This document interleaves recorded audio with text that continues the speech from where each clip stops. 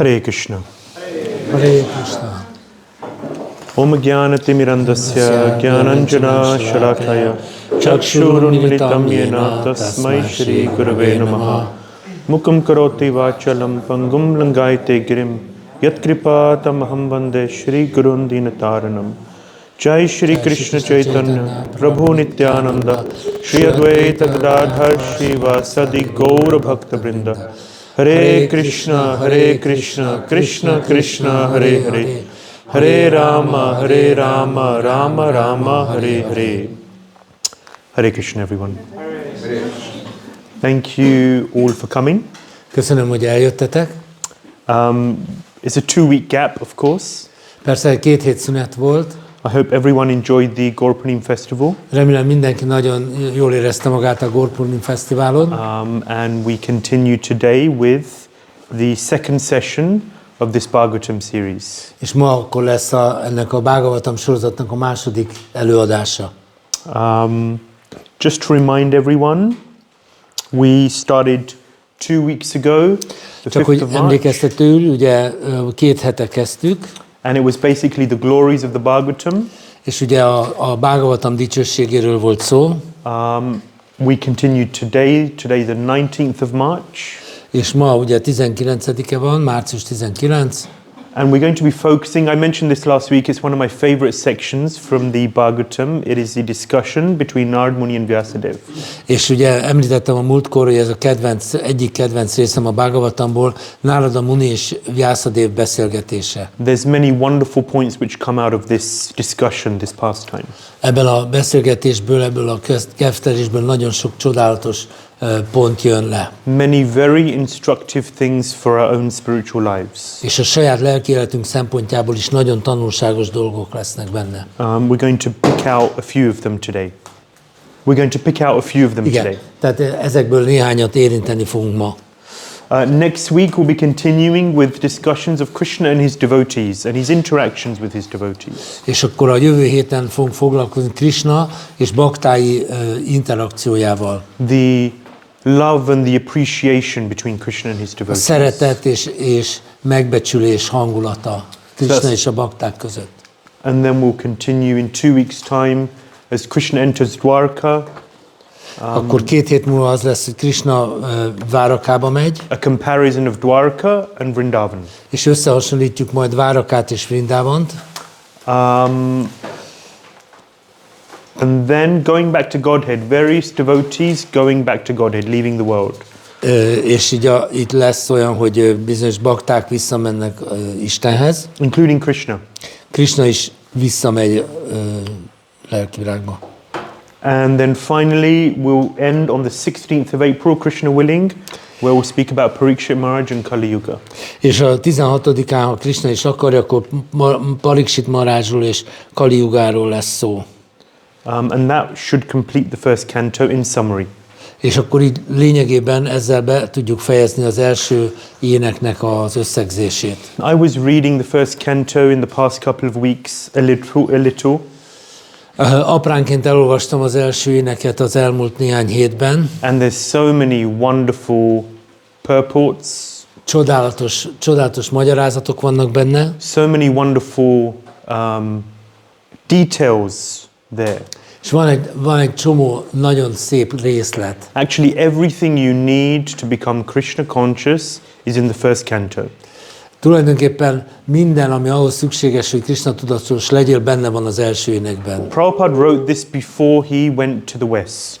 Prabhupada ezt akkor írta, mielőtt elment nyugatra. He was in the Radha Damodar temple in Vrindavan. A Vrindavani Radha Damodar templomban lakott. Mainly, he was also in Delhi in a Chippiwada temple.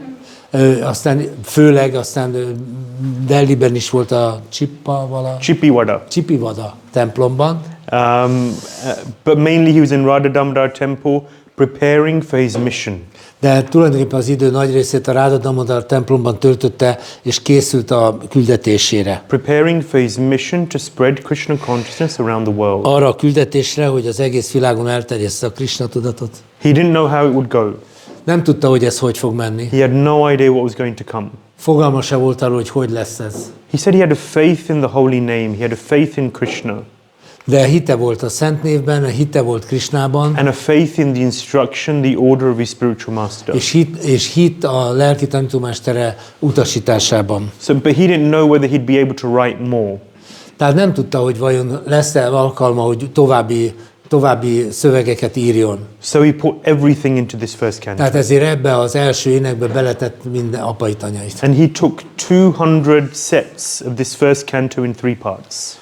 3 dobozba, 3 kötetbe jelentette meg az első éneket, és 200 szettet vitt magával Amerikába. On the ship he took, that was the cargo, it was a cargo ship. So Prabhupada's cargo was 200 sets of the first canto of the Bhāgavatam. Ugye egy teherhajón utazott, és az ő áruja, ez a 200 szett volt. And very few personal belongings. És nagyon-nagyon kevés személyes tárgyat vitt magával. I forgot last week we showed this cover of the first canto of the Bhāgavatam, the old one. Elfelejtettem mutatni az előző alkalommal a Bhāgavatamnak, a régi Bhāgavatamnak a borítóját. So that was the cover of the Bhāgavatam that Prabhupada had, that he took with him to America. És ez volt azoknak a köteteknek a borítója, amit Prabhupád magával vitt Amerikába.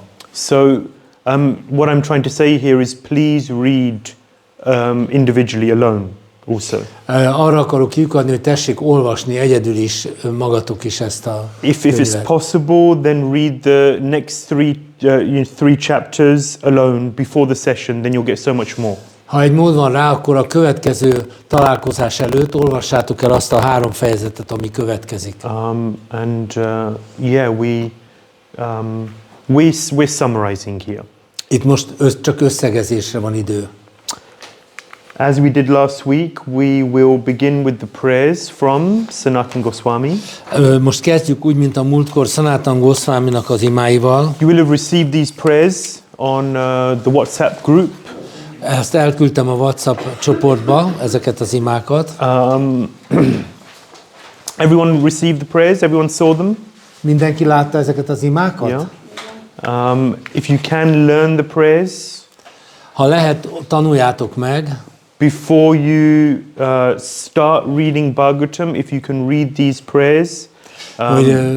Az nagyon jó dolog, hogyha a Bhagavatam olvasása előtt elmondjátok ezeket az imákat.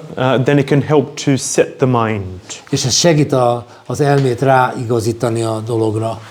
Also, Chandrasekhar Prabhu has very kindly printed the slides. Chandrasekhar Prabhu nagyon kedvesen kinyomtatta ezeket az imákat. And also the prayers separately as well, I see. És ahogy látom, külön is csak az imákat. So really thank him for that nagyon wonderful szépen service. Köszönjük, ez egy nagyon szép szolgálat. And if anyone doesn't have, then they're at the back. És hogyha valakinek nincsen meg, az hátul felveheti. So these prayers of Sanatana Goswami are the outpourings from his heart. Ezek az imák a Sanatana Goswami szívéből csordultak ki. You know, when you're in love, then you want to shout about it. Hogyha szerelmes vagy, akkor ezt el akarod kiabálni mindenkinek. Anyone ever been in love? Voltatok szerelmes? Yeah. So you want to, I don't know, but nem tudom, hogy ez hogy van. But you want to shout about it. De ugye ezt ugye ki akarja kiabálni az ember. Yeah. So in the same way, Sanatana Goswami, he's in love with Bhagavatam. Ugyanígy Sanatana Goswami szerelmes a Bhāgavatamban. And he's shouting about it. És kiabál erről. Yeah, he's writing these prayers which are just coming from his heart, and he's feeling this Bhagavatam is my everything. És ezek az imák csak úgy ömlenek a szívéből, és azt mondja, és az a lényegük, hogy a Bhāgavatam az én mindenem. So we should make these prayers in this mood. Tehát ezeket az imákat ebben a hangulatban kell mondani. So sometimes when you're transferring, between Mac and a Windows computer, things go a little wrong, so I apologize for that. Didn't you try the PDF? The PDF should work. Yeah. Next time. Next time. Oké, tehát elnézést, hogy a Windows és a Macintosh környezet nem nagyon barátságos egymással. Yeah. Úgyhogy most ez így jött But ki. we'll make sure for next time it's legközelebb ez most szép lesz, ígérjük. So yes, the prayers of Sanatana Goswami. So we'll read together. Olvassuk együtt. 1, 2, 3.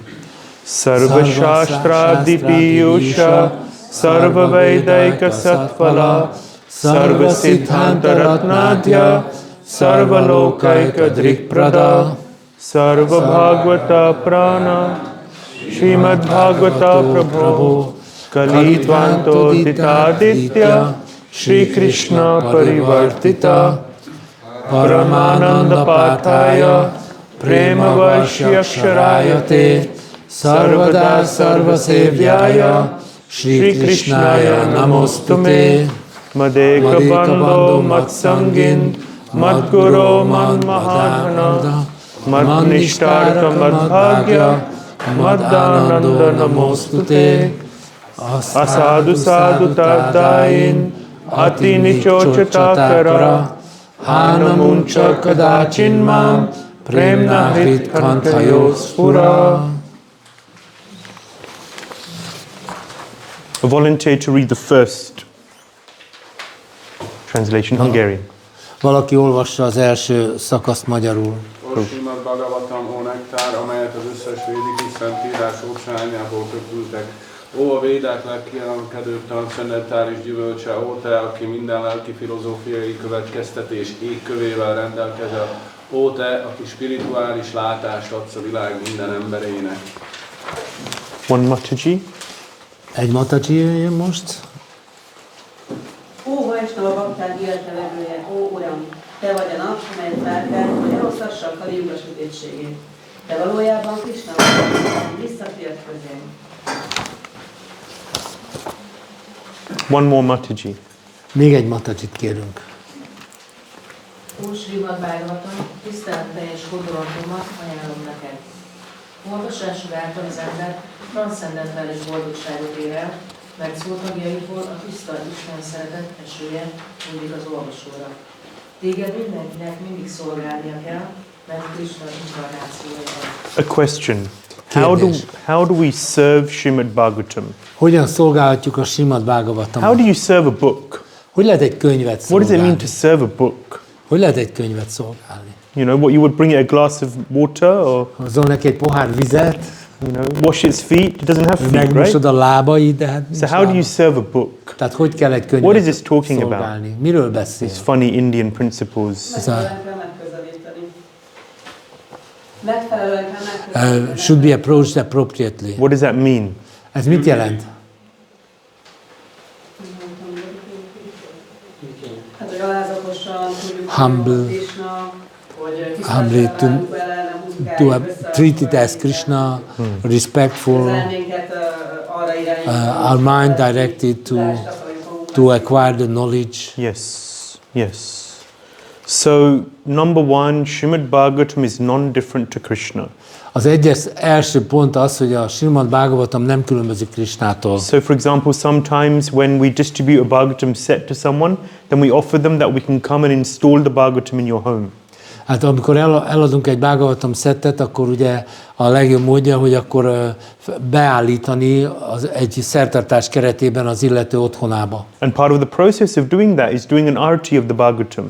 És ennek során egy áratit ajánlunk a Bhāgavatamnak. Yeah, to worship Bhagavatam. Tehát imádjuk a Bhāgavatamot. Physically also worship Bhagavatam. Tehát így fizikai értelemben is. And then even more importantly is how we approach Bhagavatam, how we approach the reading of the Bhagavatam. De ennél még fontosabb, hogy hogyan közelítünk a Bhāgavatam olvasásához. I was talking to devotees in London and they were talking about how in Hungary we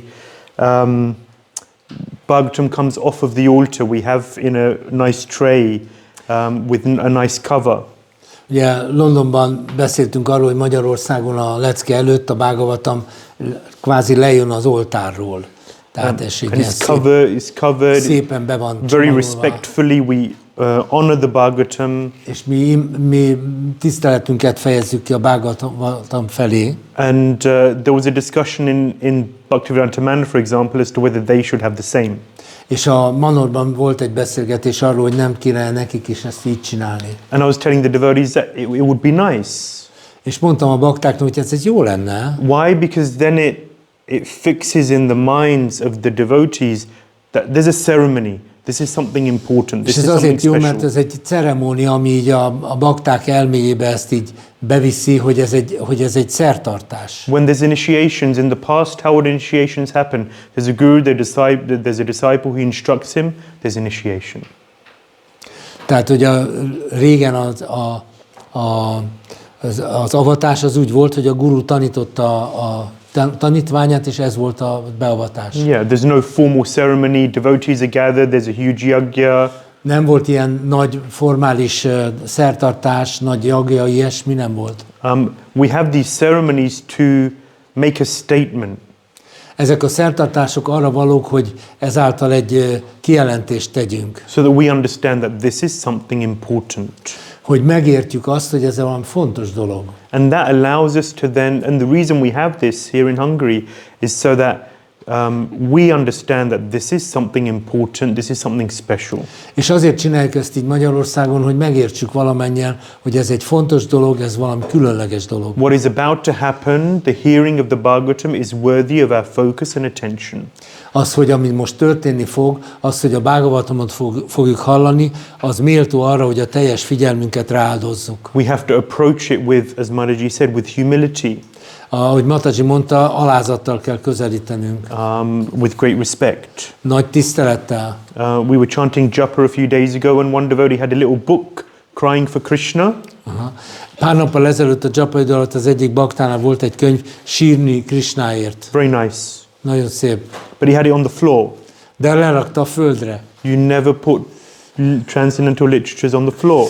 Nem szabad soha a transzcendentális irodalmat a földre tenni. Yeah. So many things that we have to do, make sure that we're clean when we.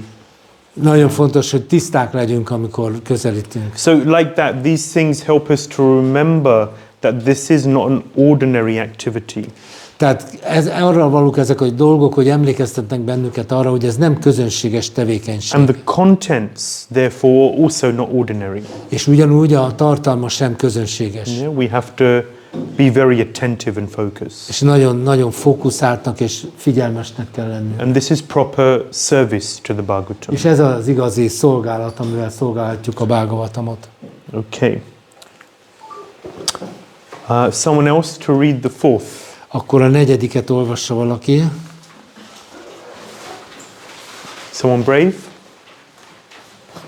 Ó Śrīmad-Bhāgavatam, ó egyetlen barátom, ó egyetlen társam, ó tanító, ó nagy gazdagságom, ó megmentő, ó jó szerencsém, ó boldogságom, tiszteletteljes hódolatomat ajánlom neked. And finally, Az utolsót valaki. Ó Śrīmad-Bhāgavatam, aki szenté teszed a szentségtelmeket, ó legelesettebbek felszabadítója, kérlek soha ne hagyjál, kérlek nyilvánulni meg szívemben és torkomban, a Kṛṣṇa iránti tiszta szeretet kíséretében. Śrīmad-Bhāgavatam ki Jai! Okay, so last week we discussed the glories of the Śrīmad-Bhāgavatam. A múlt héten beszéltünk a Śrīmad-Bhāgavatam dicsőségéről. How many questions did the sages ask from Sutta Goswami?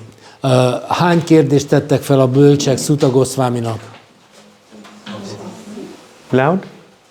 Hot. Six questions. So, Sutta Goswami gradually began answering those questions. És fokozatosan Sutta Goswami elkezdte megválaszolni ezeket a kérdéseket. And the first canto is basically answering those questions. És az első ének lényegében ezeknek a kérdéseknek a megválaszolása. Some of them Sutta Goswami answered straight away. Egyes kérdéseket Sutta Goswami egyből megválaszol. And some require a more elongated explanation. Más kérdésekre pedig hosszasabb magyarázattal válaszol. But along the way, at the beginning of the fourth chapter, the sages, headed by Shaunaka Muni, also ask another 4 questions. De a negyedik fejezet elején Shaunaka Rishivel élen a bölcsek még további kérdéseket tettek föl. What are those 4 questions? Mi volt ez a 4 kérdés? First of all, they ask Sutta Goswami, why, when and where was Śrīmad-Bhāgavatam compiled? Az első kérdés az volt, hogy miért, hol és mikor mondták el a Śrīmad-Bhāgavatamot. And this is really the topic for today. És ez lesz a mai témánk. Suta Goswami answers the sages with these 3 chapters, chapters 4 És to 6. Suta Goswami ezzel a 3 fejezettel válaszolja meg ezeket a kérdéseket. Yeah. Second thing he asked was how was Shukadeva Goswami viewed by others, and how did his meeting with Parīkṣit Maharaj transpire? Igen, a második kérdés, hogy hogyan látták Shukadeva Goswamit mások, és hogyan derült ki a Parīkṣit Mahārājal való találkozása. So basically what this refers to, or what Suta Goswami explains, is that Shukadeva Goswami was in the womb of his mother for 16 years. Suta Goswami elmondja, hogy Shukadeva Goswami 16 évig volt az édesanyja méhében. So long pregnancy. Ez egy hosszú terhesség Yeah. volt. 10 months, 9 months is long enough. Ugye még a 9 hónap is épp elég, vagy 10 holt hónap szerint. Yeah, exactly, yeah. But 16 years is a long, long time. 16 év nagyon hosszú idő. So then Vyāsadeva says to Shukadeva Goswami in the womb that, hey, what's going on? When are you going to come out? És akkor Vyāsadeva megkérdezte Shukadeva Goswamit a mélyben, hogy most mi lesz már, mikor jössz ki? But Shukadeva Goswami said, I don't want to come out. Shukadeva Goswami mondta, nem akarok kijönni. Because the moment I come out, the material energy will surround me, will grab Mert me. abban a pillanatban, hogy kijövök, az anyagi energia rám veti magát. I prefer to stay upside down in this warm, hot chamber surrounded by blood and all sorts of worms biting me. Én szívesebben maradok itt fejjel lefelé ebbe a szűk, meleg, kellemetlen helyen, ahol még férgek is rágnak Actually, engem. the end of the 3rd canto describes the situation of a baby in the womb of the mother. A harmadik ének végén elmagyarázza, hogy hogy érzi magát a magzat az anyamében. It's a very uncomfortable situation. Nagyon kényelmetlen. You know, we always talk about how uncomfortable it is for the mother. Mi mindig arról beszélünk, hogy az anyának mennyire kényelmetlen ez a Because helyzet. she can explain and, you know, verbalize her discomfort. Mert ő szavakba tudja önteni azt, hogy mennyire kényelmetlen But ez the a baby, terhesség. but the baby can't speak. De hát ugye a magzat nem tud beszélni, And by the time it's grown up, it can't remember.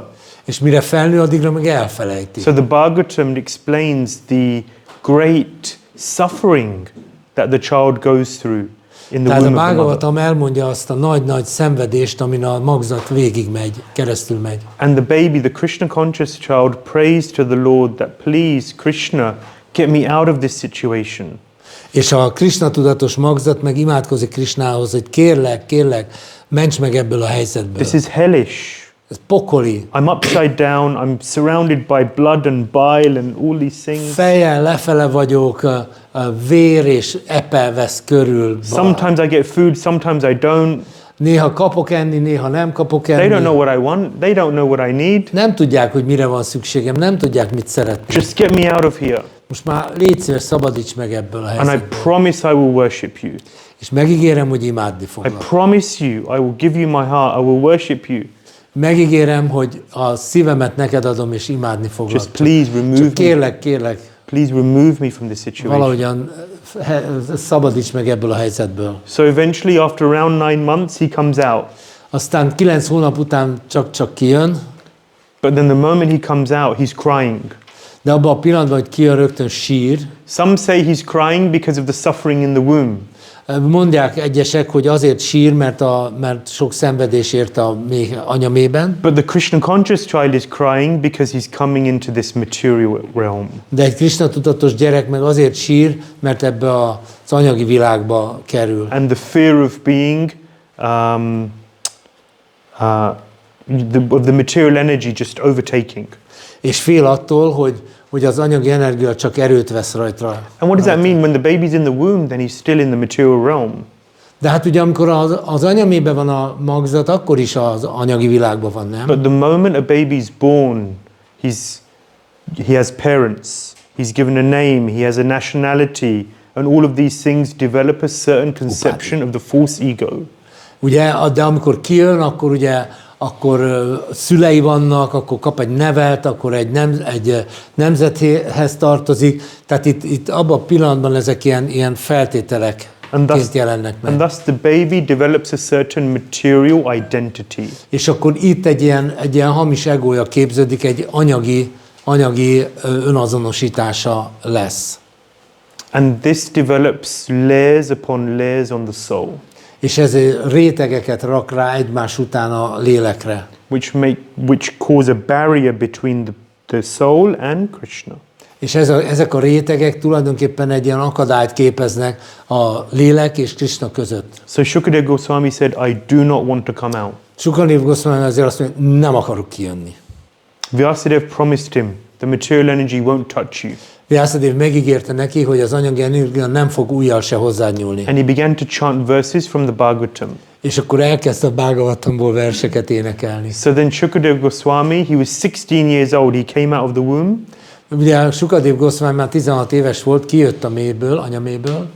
And he just began to walk away. És rögtön el is ment. I don't want to get attached to my Nem akarok father. ragaszkodni az apámhoz. I don't want to get attached to a mother. Nem akarok ragaszkodni az I don't want anyámhoz. to get attached to this home. Nem akarok az otthonomhoz I don't want ragaszkodni. any of this. Köszönöm, kérem. So he just left home. Csak egyszer elment. And Vyāsadeva chased him. És Vyāsadeva persze kergette. Yeah, my son, Jaj, stop. fiacskám. So then Shukadeva Goswami is walking, and there are some ladies who are bathing in a river, És ahogy Shukadeva Goswami on a lake. ment, akkor találkozott asszonyokkal, akik a tóban fürödtek, And they're naked.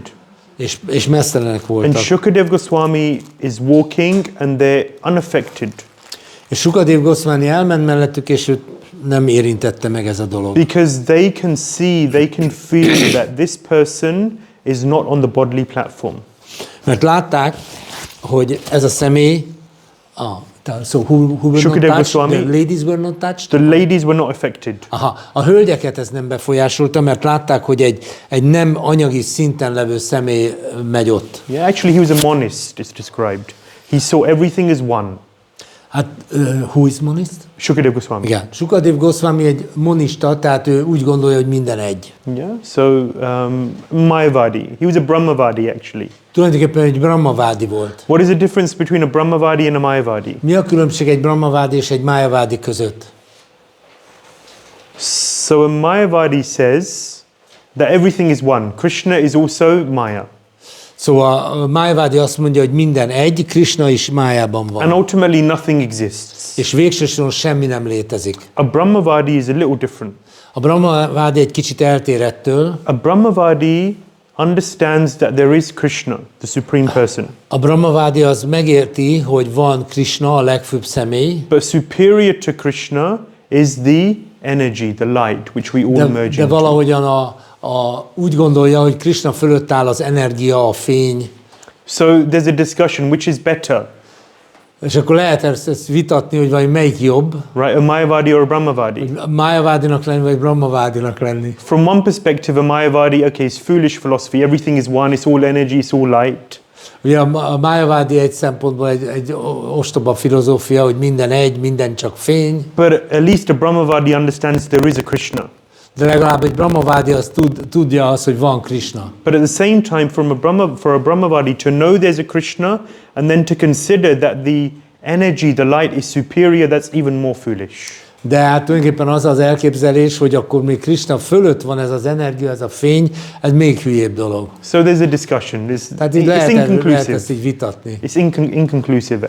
De igazán nem lehet végső soron eldönteni ezt a kérdést.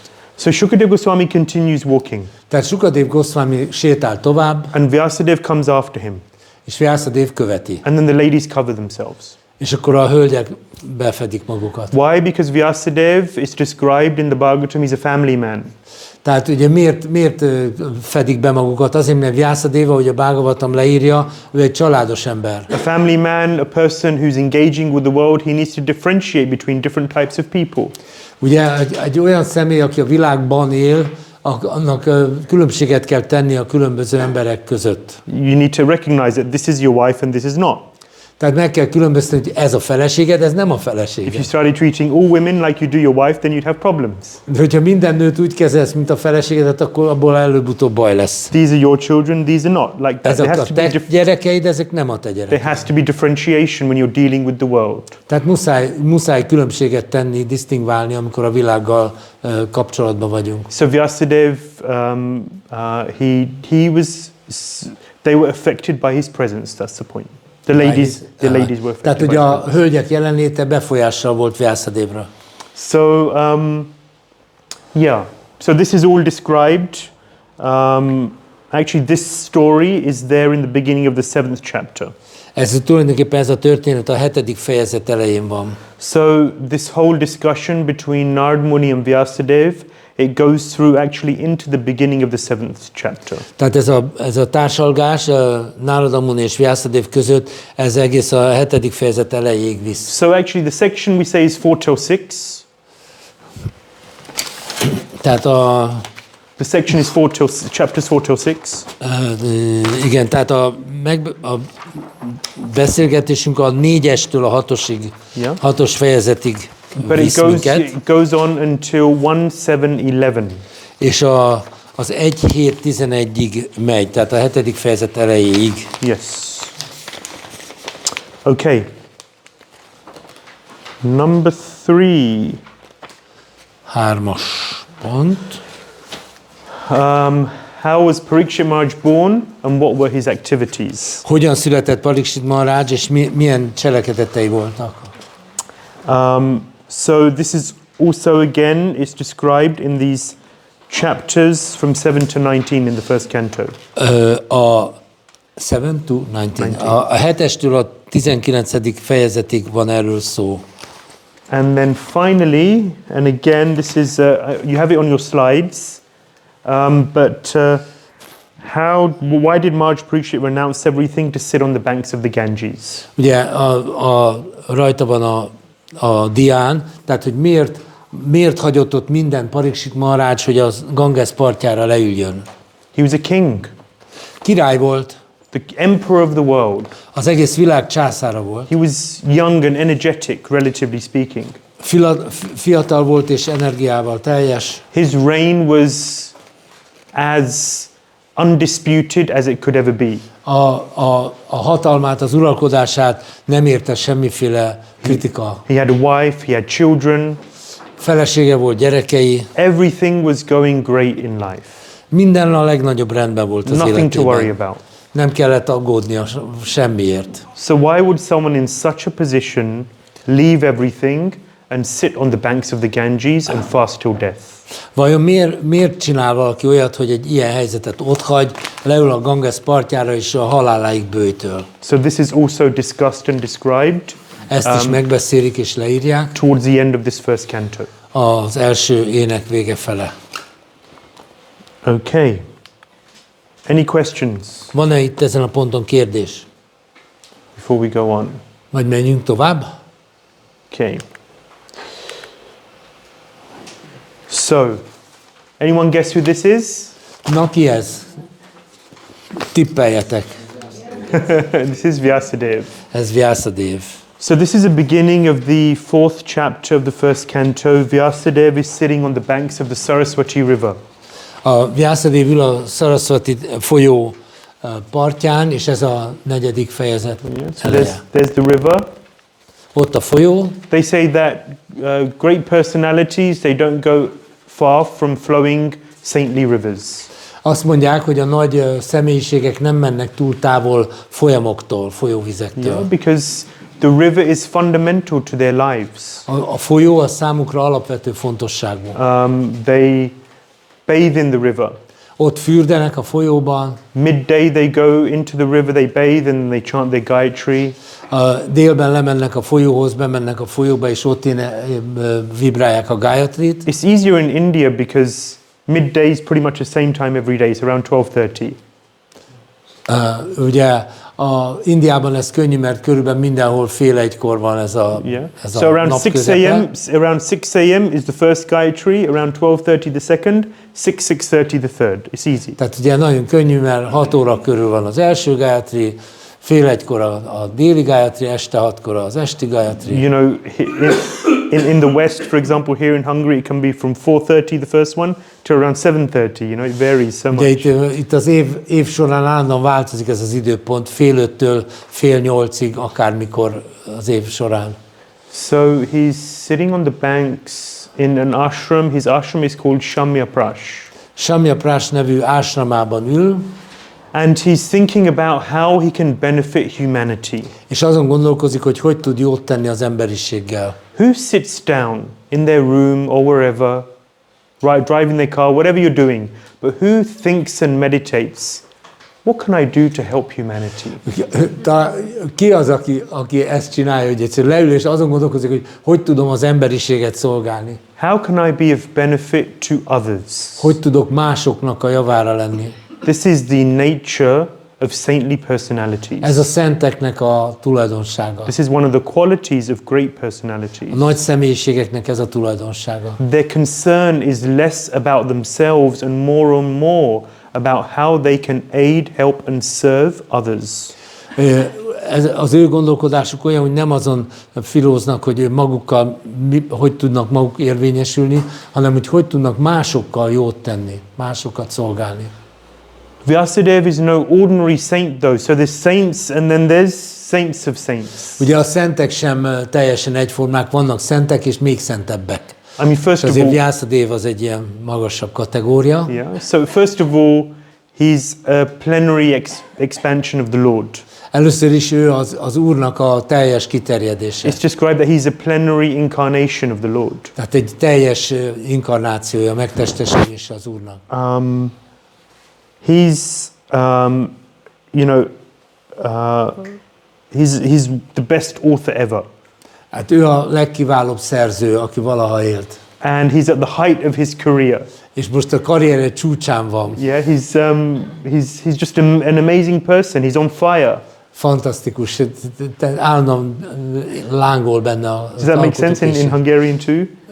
Is on fire, yeah, Meaning lángol. he just wants to, you know, he's empowered. That's good. Tehát fel van hatalmazva. Yeah. And he's writing the Vedic literatures. És ő írja a védikus irodalmat. He's Trikalagya. He can see past, present and future. Ő mind a három időt látja, a múltat, jelent, jövőt. He knows that the people of Kali Yuga, which is impending, he knows that they're very disqualified. És tudja, hogy az éppen beköszöntő Kali Jugában az emberek teljesen képzetlenek és alkalmatlanok. Previously, this huge body of knowledge was passed down through word of mouth. Korábban, ezt megelőző korokban, ez a hatalmas tudásanyag, ez mind szóbeli, tehát szóbeli tanítással szállt alá. Does anyone remember what they ate Tuesday morning for breakfast? Ki az, aki emlékszik, hogy kedd reggel mit reggelizett? Do you remember? Tuesday. I always the same. Very good. Mindig ugyanazt reggelizett. Anyone else? Van még valaki? You always eat the same as well? Or no, you remember? I remember. Okay, you're one of those people, right, who doesn't remember the details. It's good, it's good. Yeah? Ez jó, ő úgy látszik, hogy ő emlékszik a részletekre. What did you eat? Mit? So in previous ages, and this wasn't just among sages, everyone, whatever you told them, they would remember exactly, verbatim. Tehát egy korábbi időkben, ha valakinek mondtál valamit, arra szó szerint emlékezett. Most of us can't even remember what we ate for breakfast a few days ago, right? Legtöbben nem is tudunk emlékezni, nem is tudunk visszaemlékezni, hogy pár nappal azelőtt mit reggeliztünk. For example, Prahlāda Mahārāja, he has a photographic memory. Ānanda Mahārājnak egy ilyen fényképszerű memóriája van. He will read a page, and if you close it, he will repeat the whole thing for you, if you like. És meg tudja csinálni azt, hogy elolvas egy oldalt, becsukja a könyvet, és szó szerint elmondja. Yeah, so when he gives classes, it's like it's just Prabhupada's purports just coming out, you know? Hogyha ő ad leckét, az olyan, mint hogy a Prabhupádnak a magyarázatai jönnének ki. Very little expression, just like reading. It's like he's reading, but he's got nothing in front of him, you know? De tehát úgy beszél, mint aki olvas, csak nincs előtte semmi. It's like a walking computer. Olyan, mint egy ilyen két lábon járó számítógép. It's amazing. Döbbenetes. Yeah? Everyone was like that. Whatever you said, just oral, they would just remember. This is Shruti Dhar. Tehát ilyen, hogy amit hall, azt pontosan emlékszik rá. So the word is Shruti Dhar. You hear and it sticks. Tehát ugye hallja, és ez megragad, ez a Shruti Dhar. But Vyāsadeva could see that the people of this Kali Yuga will not have this ability.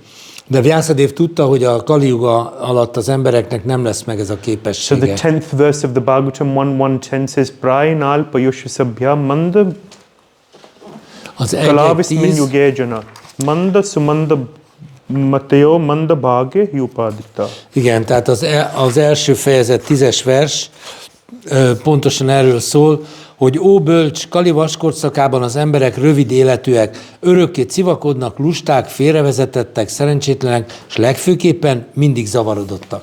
Right. Thank you. So they are so disqualified. Tehát ennyire képzetlenek, vagy alkalmatlanok. Yeah, they have bad memories. Rossz az memóriájuk, Always disturbed. mindig zavarodottak. Yeah, there's always something which is going on, which, like, sort of how many times in the past 45 minutes has the mind wandered? Vajon az elmúlt 45 percben hányszor kalandozott el az elménk? It's easier for me because I have to speak, you know. So I Nekem have to könnyű, keep mert fixed. nekem beszélni kell. És nekem is könnyű, mert fordítom kell. But it's not easy. This is a De nem nature. könnyű, nem This is the nature of the people of Kali. Vyāsadeva could see this. Ez a Kali embereinek a tulajdonsága, és Vyāsadeva ezt tudta. So as a service to humanity, Vyāsadeva decided to undertake a great austerity. Ezért az emberiség szolgálata érdekében Vyāsadeva úgy döntött, hogy nagy-nagy lemondásokba fog. There was one Veda, he split the one into 4. Volt először eredetileg egy véda volt, és ezt 4 felé osztotta. And therefore he's called Vyas. Vyas means to split. És Vyász azt jelenti, hogy felbontani. Who knows how Vyāsadeva appeared? Ki tudja azt, hogy jelent meg Vyāsadeva? His birth. Hogyan született? Who knows? Ki tudja? 1, 2. Okay, so we'll tell the story very quick. Elmondom gyorsan a történetet. So there was a king called. So there was a fisher woman. Volt egy halász asszony. Her name was Satyavati. Satyavati volt a neve. Later she became the wife of Shantanu, Később Sántanúnak a felesége lett, who was the father of Bhishmadev. aki Bhishmadeva apja volt. Yeah. So this is before Shantanu had a relationship with Ganga and had Bhishmadev. Tehát ez azelőtt volt, hogy Sántanúnak kapcsolata volt a Gangával és Bhishmadev. Yep. Bhishmadev was born from that union. Amiből Bhishmadev született. So Shantanu wanted to get to the other side of the river. No, Parāśara Muni. Parāśara Muni át akart kelni a folyó túlsó oldalára. Yeah, that was after. So Parāśara Muni wanted to get to the other side of the river. Tehát át akart kelni a folyón. And Satyavati was the daughter of a fisherman. És Satyavati egy halásznak a lánya volt. So she was a bit smelly, fishermen, fish are not very. Szaga volt, ugye hát a halászok már ilyenek, halszagúak. But she was very beautiful. De nagyon szép volt. So Parāśara Muni wanted to get to the other side. He asked her to take him. És Parāśara Muni megkérte őt, hogy vigye át a folyó túlsó oldalára. And she said, well, maybe it's not so appropriate because, I'm a woman, you're a man, you're a great sage, I don't want, maybe it's not a good idea. És akkor a hölgy mondta, hogy hát ez nem biztos, hogy ez így helyes, mert hát te egy nagy bölcs vagy, én meg egy nő vagyok, hát úgy most ketten egy csónakban. But Parāśara Muni insisted he had to go, it was urgent. De Parāśara Muninak muszáj volt sürgősen átkelni. So she was taking him across the river. És akkor a hölgy átvitte a folyón. And there was attraction. És akkor egy vonzódás keletkezett. Along the way there was an island. A folyóban volt egy sziget. So they stopped at the island. Megálltak a szigeten. And procreation. És akkor hát egybe keltek. Parāśara Muni was very powerful, so he created a fog around that area, so no one could see. Muninak voltak különleges képességei is, ezért így ködbe borította ezt a szigetet. And through that union came Vyāsadeva. És ebből az egyesülésből született Vyāsadeva. So this is why he's called Kṛṣṇa, because he's a plenary incarnation of Krishna. Ezért hívják úgy, hogy Kṛṣṇa, mert Krisnának egy teljes kiterjedése. Dvaipayana. Dvaipa means dweep, means island. És Dvaipayana, dvip, az azt jelenti, hogy sziget, tehát Dvaipayana, tehát szigetről, Ayana means to come. szigetről jövő. So he came on an island. Tehát ugye egy szigeten jött. And Vyas means to split, És a Vyāsa azt jelenti, hogy vágni, elvágni. because he split the Ketté Vedas. vágni. He split the Vedas, as we Vagy said. felvágni. Yeah, so this is a story of how Vyāsadeva appeared. Szóval így született Vyāsadeva. Right, so going back, he split the Vedas into four. The four Vedas are the Rig, Sham, Yajur, Atharva. Ez a 4 véda. The Rig Veda was, so he split the Vedas into four in Tehát order négy to make részre it more accessible. 4 részre osztotta a védákat azért, hogy könnyebben felfogható legyenek. So, because it's a huge body of knowledge, Ez egy hatalmas tudásmennyiség. very, very vast. Nagyon nagy. And therefore he decided to make it more accessible for the people, for humanity. És tehát úgy döntött, hogy megközelíthetőbb, könnyebben megközelíthetővé teszi az emberek számára. But it was so broad.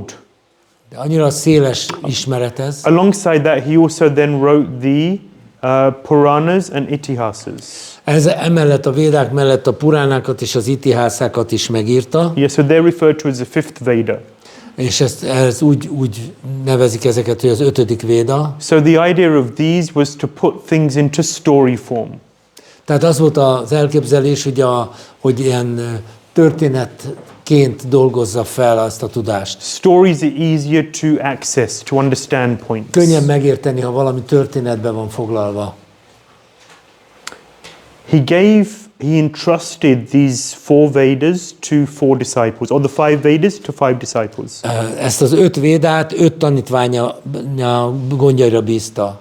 We mentioned this last week. I mentioned the Ezt names and említettem a who. múltkor. The Shama Veda was given to Jaimini. Tehát említettem a múltkor, hogy ki melyiket kapta. Yes. And so on. Ramaharshan Sutta received the Puranas. He passed them on like that. Mahārāja kapta a puránákat és továbbadta. What do disciples do? They receive wisdom and they write their own books to explain the wisdom further. Tehát mit csinál egy tanítvány? Megkapja a tudást, a bölcsességet, és aztán ír könyveket belőle, amivel megmagyarázza. So there were these Vedas, and then there were supplementary literatures which went to explain them. És akkor voltak a védák, aztán voltak ilyen kiegészítő irodalom, ami magyarázza őket. Again, the body of knowledge just seemed to expand. It was És huge a again. tudás csak kiárad. So then Vyāsadeva thought, okay, how to make it easier? És akkor Vyāsadeva azon gondolkozott, hogy lehetne ezt könnyebben emészthetővé tenni. How to bring it all together? Hogy lehet ezt mind összerakni. And therefore he gave the Vedanta Sutra. És akkor ez a Vedanta Sutrában tette ezt meg. Veda, Anta, the end of, or the conclusion of, the essence of. Anta az a vége, vagy a konklúzió, a lényeg. Tehát a Vedanta a védák lényege. In sutras, in small, Nagyon rövid. short aphorisms. Nagyon rövid aforizmákban foglalta össze. Yeah. And that was difficult because how would people understand these cryptic codes, messages? Tehát ugye ez azért nehéz, ez nehezen emészthető, mert ezeket a szinte rejtjelszerű, tömör megfogalmazásokat nagyon nehéz megérteni. He'd done all of this work. Megcsinálta ezt az egész munkát. Ganesh was his scribe. He was writing Az all ő of this. írnok az Ganesh volt. They had an agreement. Volt egy megállapodás köztük. Ganesh said, I will be your scribe Ganesh azt mondta, rendben van, én leszek az írnokod, as long as you don't stop speaking. de feltétel az, hogy te ne hagyd abba a beszédet. So there was Folyamatosan kell diktálni. it was a great austerity for both of them, I'm sure. Mind a kettőnek ez biztosan egy nagyon komoly lemondás volt. Imagine the work that went into all of this. Képzeljétek el, hogy mennyi munka ment ebbe bele. Yeah, and we have all sorts of technologies these days. He was just working with simple. Nekünk mindenféle technikánk van, és látjátok, ők meg egyszerűen csak palm leaf. palm leaves, I guess. Azt hiszem pálmalevelekre írkált. I mean, you know, in the time of Mahaprabhu, it was all palm leaves and straws. Mahaprabhu idejében ugye szalma, meg pálmalevelek. Great austerity.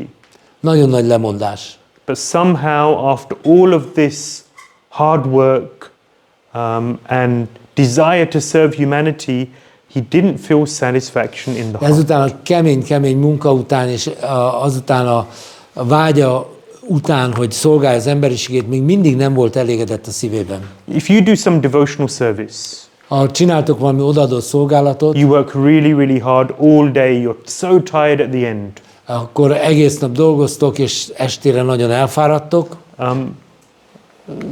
Just say you organize a Rath Yatra festival. Például képzeljétek el, hogy megszervezni a Ráthajátra I fesztivált. guess you're just going to start quite soon the organization for it. Azt hiszem már el is kell kezdeni, már elkezdték Right, so you ennek a spend szervezését. months working on Több something. hónapig kell dolgozni ezen. So much hard work, effort and energy goes into it. Rengeteg erőfeszítés, rengeteg munka megy You ebbe put bele. your heart into it. Szíveteket beleadjátok, You're doing everything you can to make it work. és mindent megtesztek, hogy ez jól sikerüljön, And at the end, you just don't feel satisfaction in your heart. és a végén meg nem érzitek, hogy elégedettek vagytok a You feel szívetekben. like there's something wrong, something missing. Valami hiányzik, úgy érzitek, hogy valami hiányzik. It's not quite how it should be.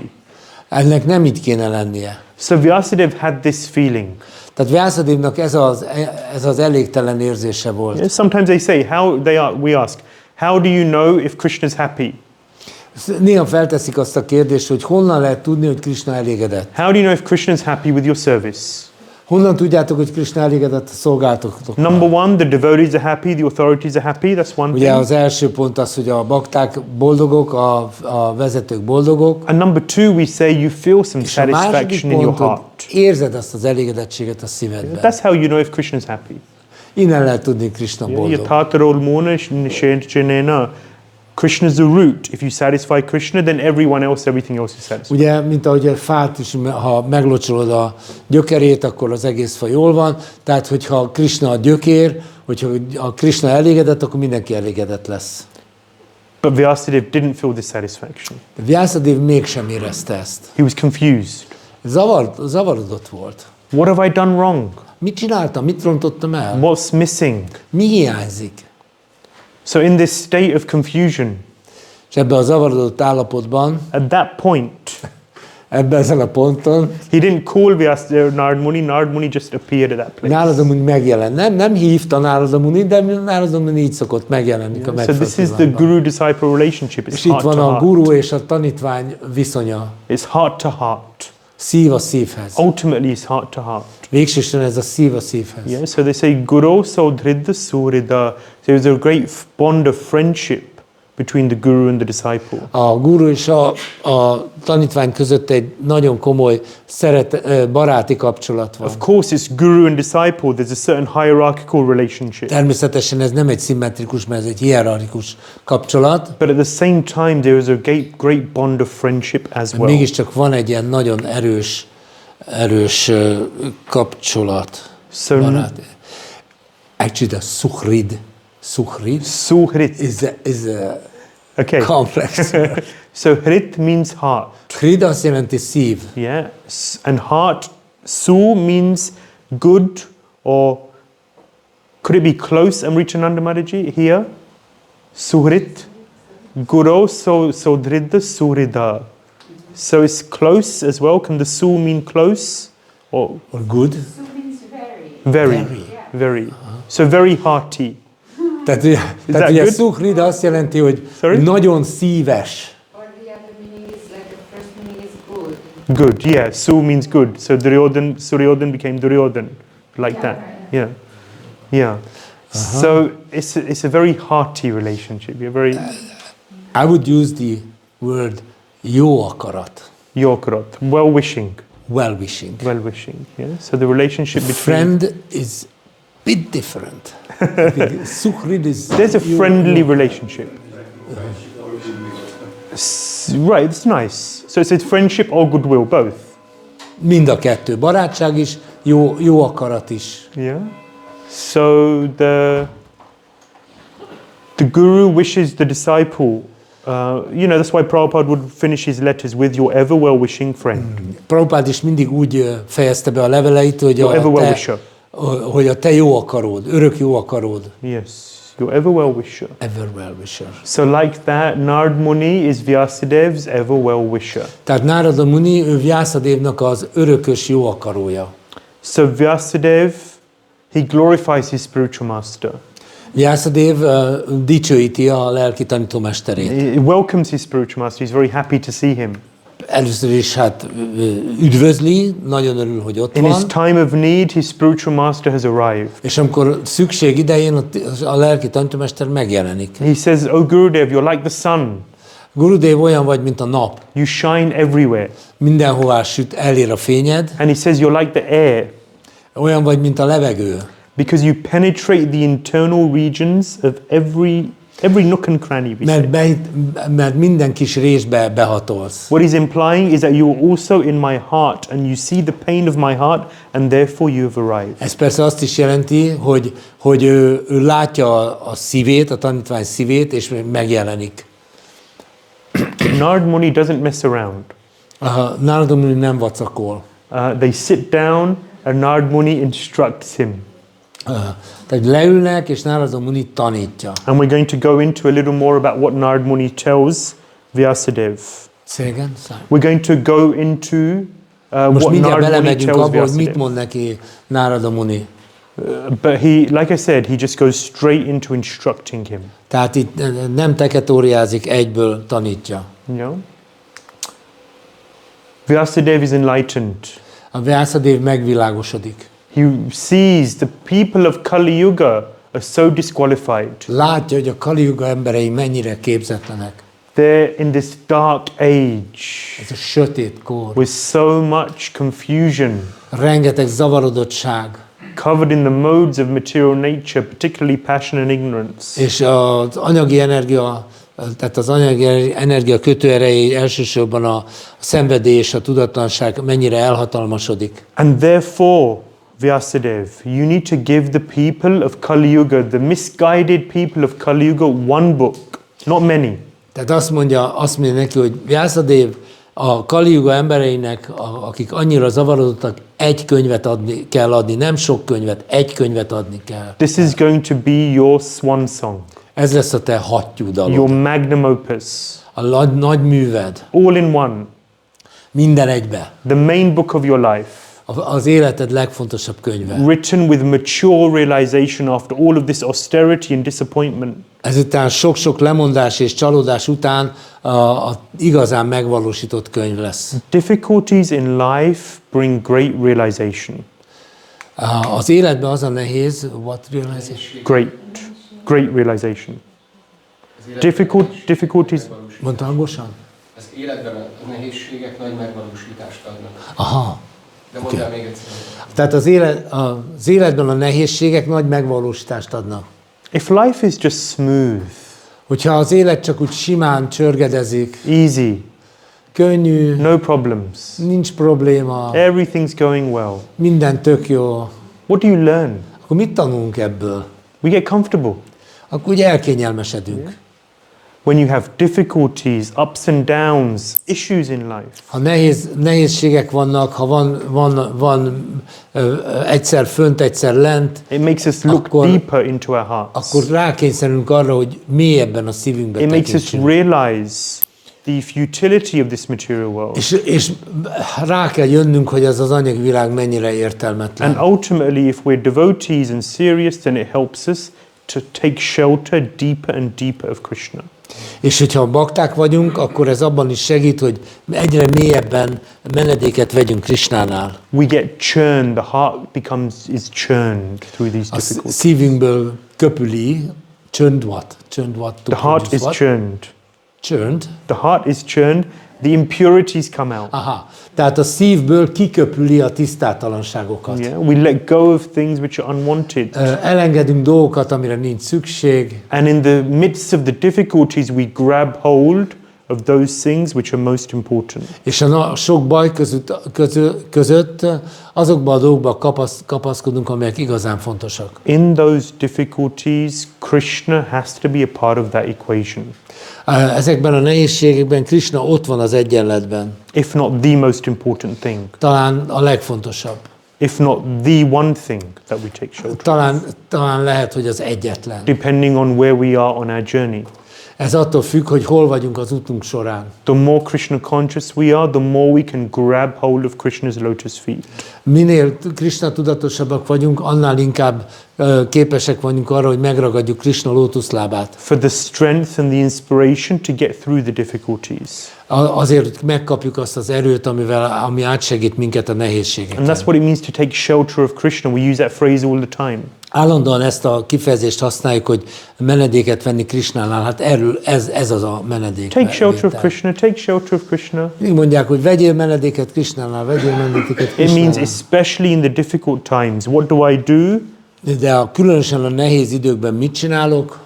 Madeka bandho, matsangin. This is my association. This is my great friend. Ez az én barátom, ez az én nagy társulásom. And to chant, hearing and chanting. Tehát hallani és énekelni. Hearing Bhāgavatam, chanting the holy names. These are our real shelters.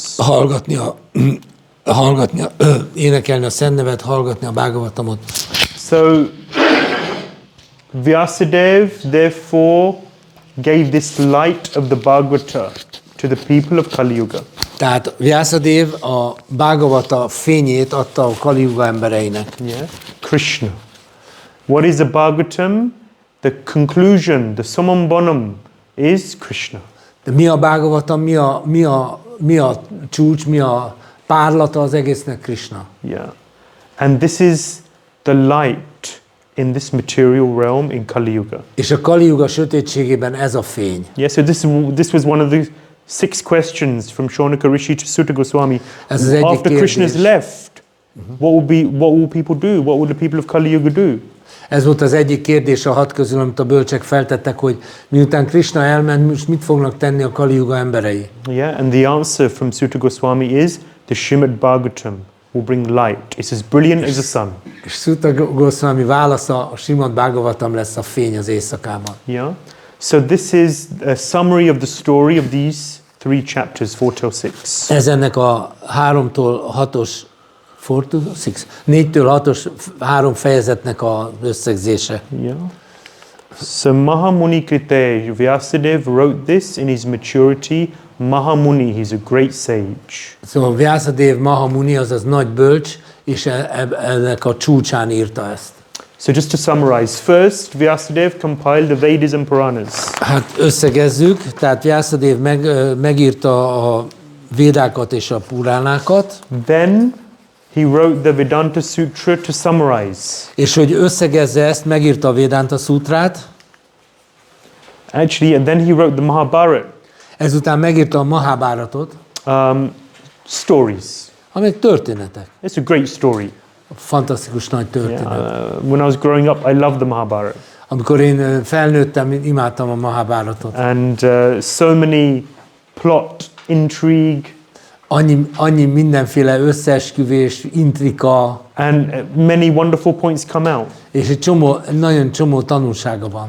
There are many versions of the Mahārāja. A Mahārājának sok verziója forog közkézen. What happens with this knowledge, as we saw last week, the Śrīmad-Bhāgavatam has been delivered from guru to disciple in many different situations. Ugye a Śrīmad-Bhāgavatamot a tanítómester és a tanítvány sok különböző helyzetben adta át. Yeah. So for example, Shukadeva Goswami to Parīkṣit Maharaj, Sutta Goswami to the sages Vinay Mishra. Tehát például Shukadeva Goswami Parīkṣit Maharajnak, Sutta Goswami a bölcseknek. The Kumaras explained to Nārada Muni at a certain point. Kumárák egy ponton elmondták Nārada Muninak. Gokarna to Dundukarinak. So like that, many versions of the Bhagavatam. Tehát sok verziója létezik. Essence is the same. De a lényeg ugyanaz.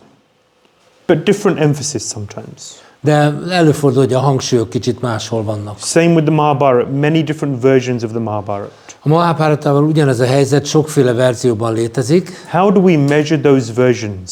Hogyan tudjuk megmérni ezeket a verziókat? In some Hogy versions of összemérni? the Mahabharata, Krishna is a little in the background. Vannak olyan verziói a Mahapáratnak, ahol Kṛṣṇa egy kicsit a háttérben van szorítva. Yeah, there's the Rajasuya Yagya, for example, Yudhishthira Maharaj. Igen. De Rajasuya Yagya Yudhishthira Maharāja. Krishna is there at that point, he's announced as the central figure. Ugye, amikor ő volt tehát Kṛṣṇa volt a központi figura, központi személy. To what degree does that come out in the Mahabharata? Ugye azt le lehet mérni, hogy egy adott verzióban ez mennyire van hangsúlyozva. It depends on the speaker. Attól függ, hogy ki a beszélő. Jaimini Rishi's Mahabharata was the most Krishna conscious, Jaimini Rishinek a Mahābhāratja volt a legKrishna tudatosabb, but it's not available. de ez sajnos nem áll rendelkezésre. So the version we have, I think, is from Vaishampayana Muni. Aha, tehát ettől a szerzőtől van meg a Mahābhāratunk, ami van.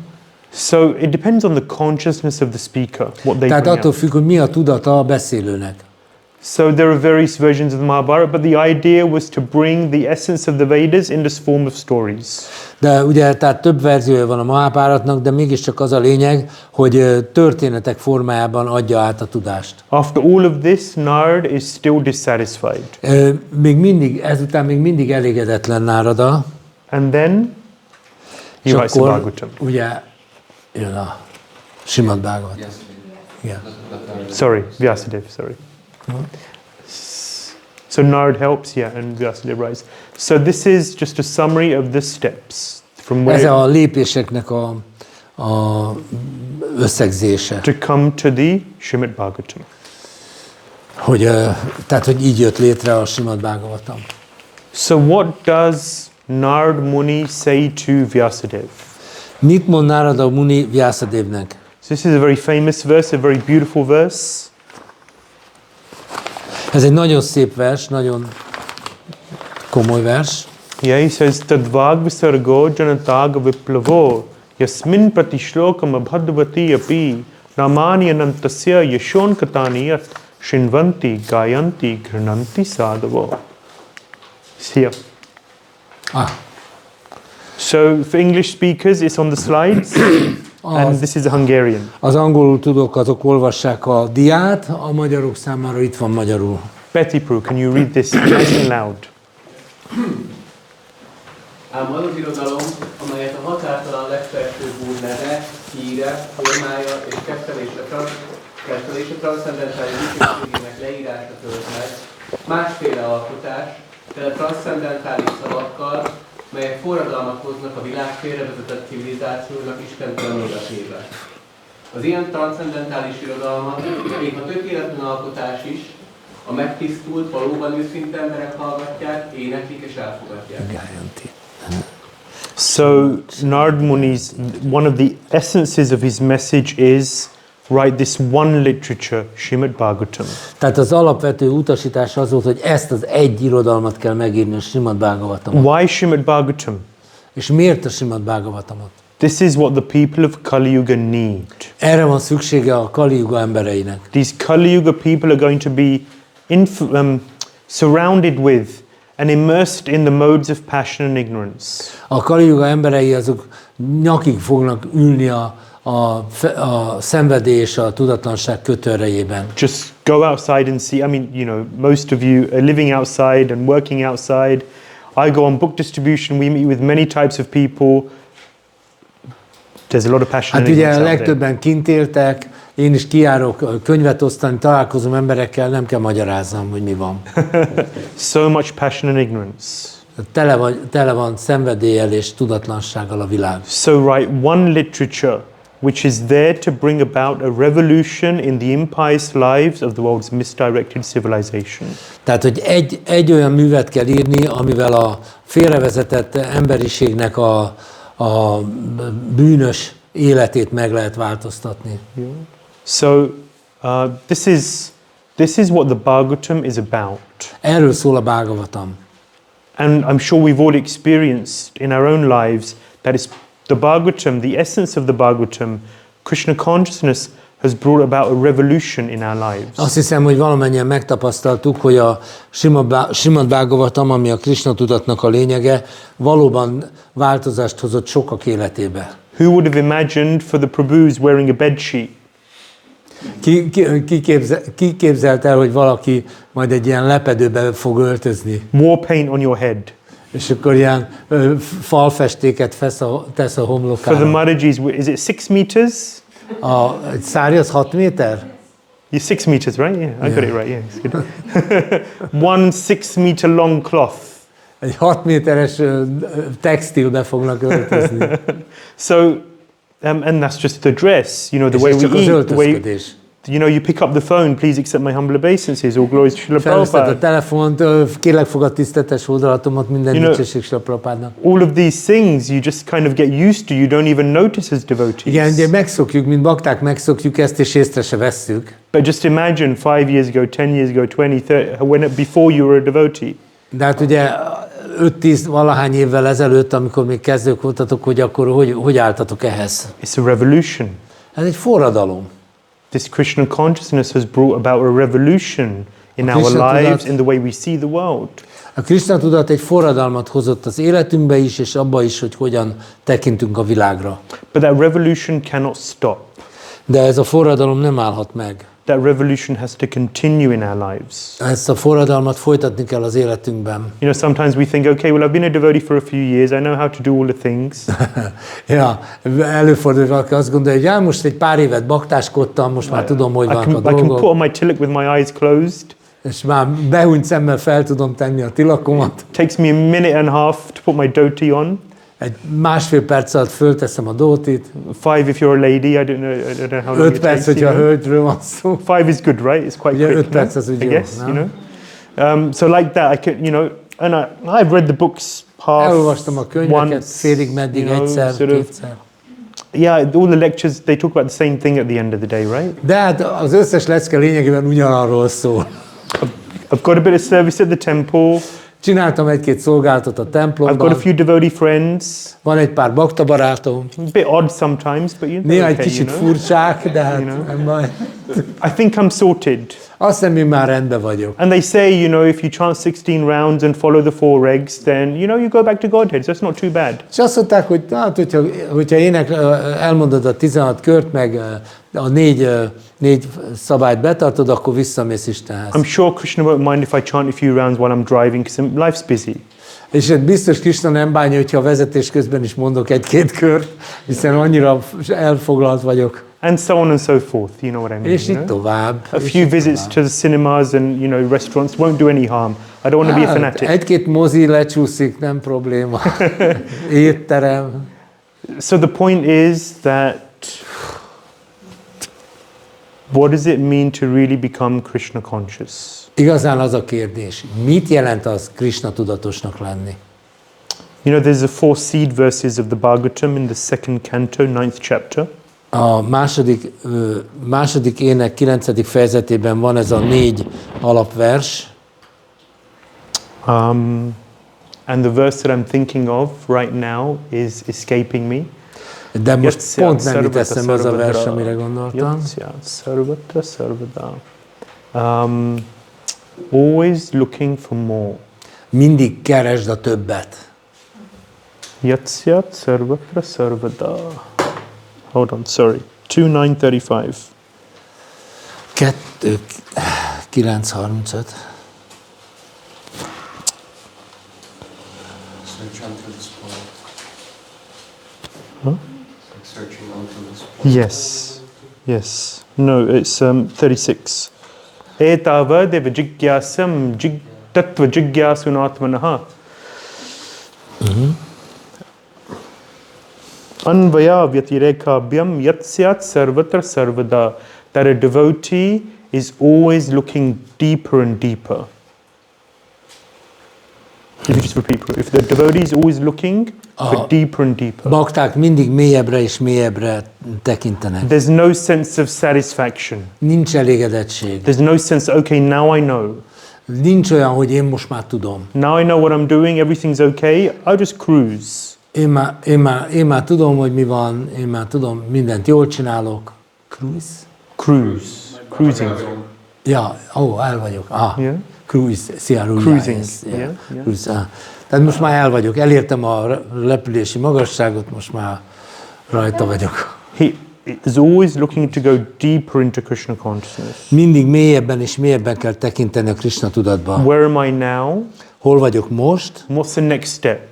és mi a következő lépés? How do I go deeper into this process? Hogy tudok mélyebbre hatolni ebben a folyamatban? Because as we go deeper and deeper, the requirements to go to the next stage also become more specific. Ugye, mert ahogy mélyebbre haladunk, a következő lépésnek a feltételei egyre konkrétabbak lesznek. At the beginning, you can chant rounds any which way. Az elején akárhogyan lehet énekelni a köreinket. You start with one round, you move to 2, 4, 6, 8, you get to 16. Ugye egy apránként fölépítjük, hogy 16 kört dzsapázunk. And you feel it's a real sense of achievement. Now I'm chanting 16 rounds. I thought I És could akkor never do úgy this. most elértem, már 16 kört dzsapázok. Yeah. And then you chant 16 rounds for a while and you kind of get used to it. Okay, now I'm chanting 16. És akkor egy ideig ezt csinálod, és akkor úgy megszokod. You get initiation. Kapsz avatást, You got the name now. van már neved, Okay, now I better start doing Bhakti Shastri because they put this as a requirement now. és most már Bhakti Shastrit is le kell tenni, mert ez már kötelező. So I wouldn't mind having one of those threads and doing these Gayatri mantras, És akkor előbb megkapom azt a madzagot, és akkor majd a Gayatrit fogom. You get second initiation. Kapsz második Now avatást. now you're part of that even more exclusive club. Akkor most már egy nagyon, még exkluzívabb klubnak vagy a tagja. You can go on the altar. Mehetsz már az oltárra. So you have all of the stripes and badges, we say. Igen, most már megvannak a krumpli virágaid. A kis csillagok, nem tudom. Yeah. Az idősebb nemzedék, aki még volt katona, az így. So you've got all of those wonderful things. Tehát ezeket a csodálatos dolgokat megkapod. But then you sit down Leülsz with the bead bag a dzsapazsákoddal, and you fall asleep. és elalszol. Or your mind, everything seems okay, and the moment you start chanting, the mind is just running to a million different És places. minden rendben levőnek látszik, de abban a pillanatban, hogy elkezdesz dzsapázni, az elméd megzavarodik és össze-vissza And rohangál. then you begin to think, I've just given 6.5 years of my life to this thing and it doesn't work. És akkor jön az a gondolat, hogy 6,5 évet adtam az életemből erre, és nem működik. Was it a mistake? Hiba volt? All this stripes and badges, maybe it wasn't really worth it. Lehet, hogy ez a sok-sok minden, amit itt begyűjtöttem, ez nem működik? The point is that we have to always go deeper into Krishna consciousness. Az a lényeg, hogy mindig mélyebbre és mélyebbre kell menni. Yeah, if you're not getting taste in the process, then the question is, how do I practice in a way that I can get taste? Hogyha nem kapod meg az ízt, akkor azon kell töprengeni, hogy tudnám úgy csinálni, hogy megkapjam az ízt. And that may mean that the forradalom. Ez lehet, hogy azt jelenti, Forradalom. That may mean that the revolution has to continue. tehát ez azt jelenti, hogy a forradalomnak folytatódnia kell. That may mean that you may have to change again and again and again Újra és újra meg kell.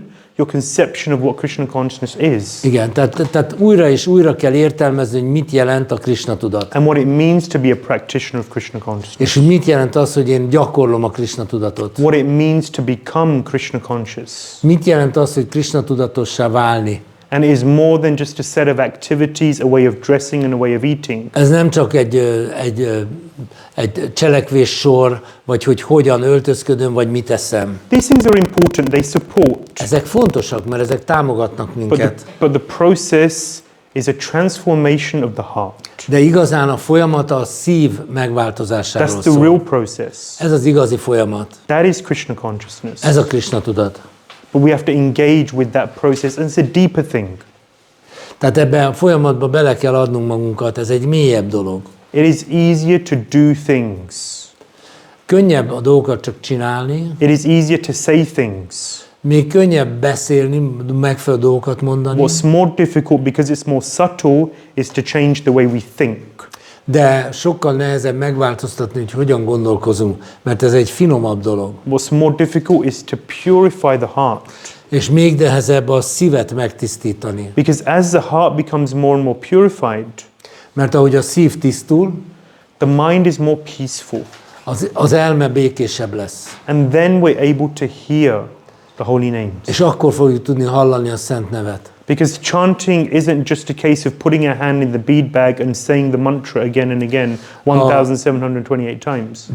Dzsapázás nem csak arról szól, hogy bedugjuk a kezünket a dzsapa zsákba, és akkor mondjuk a mantrát 1700 akárhányszor. 28-szor. You have to hear the mantra. Hallanunk kell a mantrát. Hear the mantra. Hallani.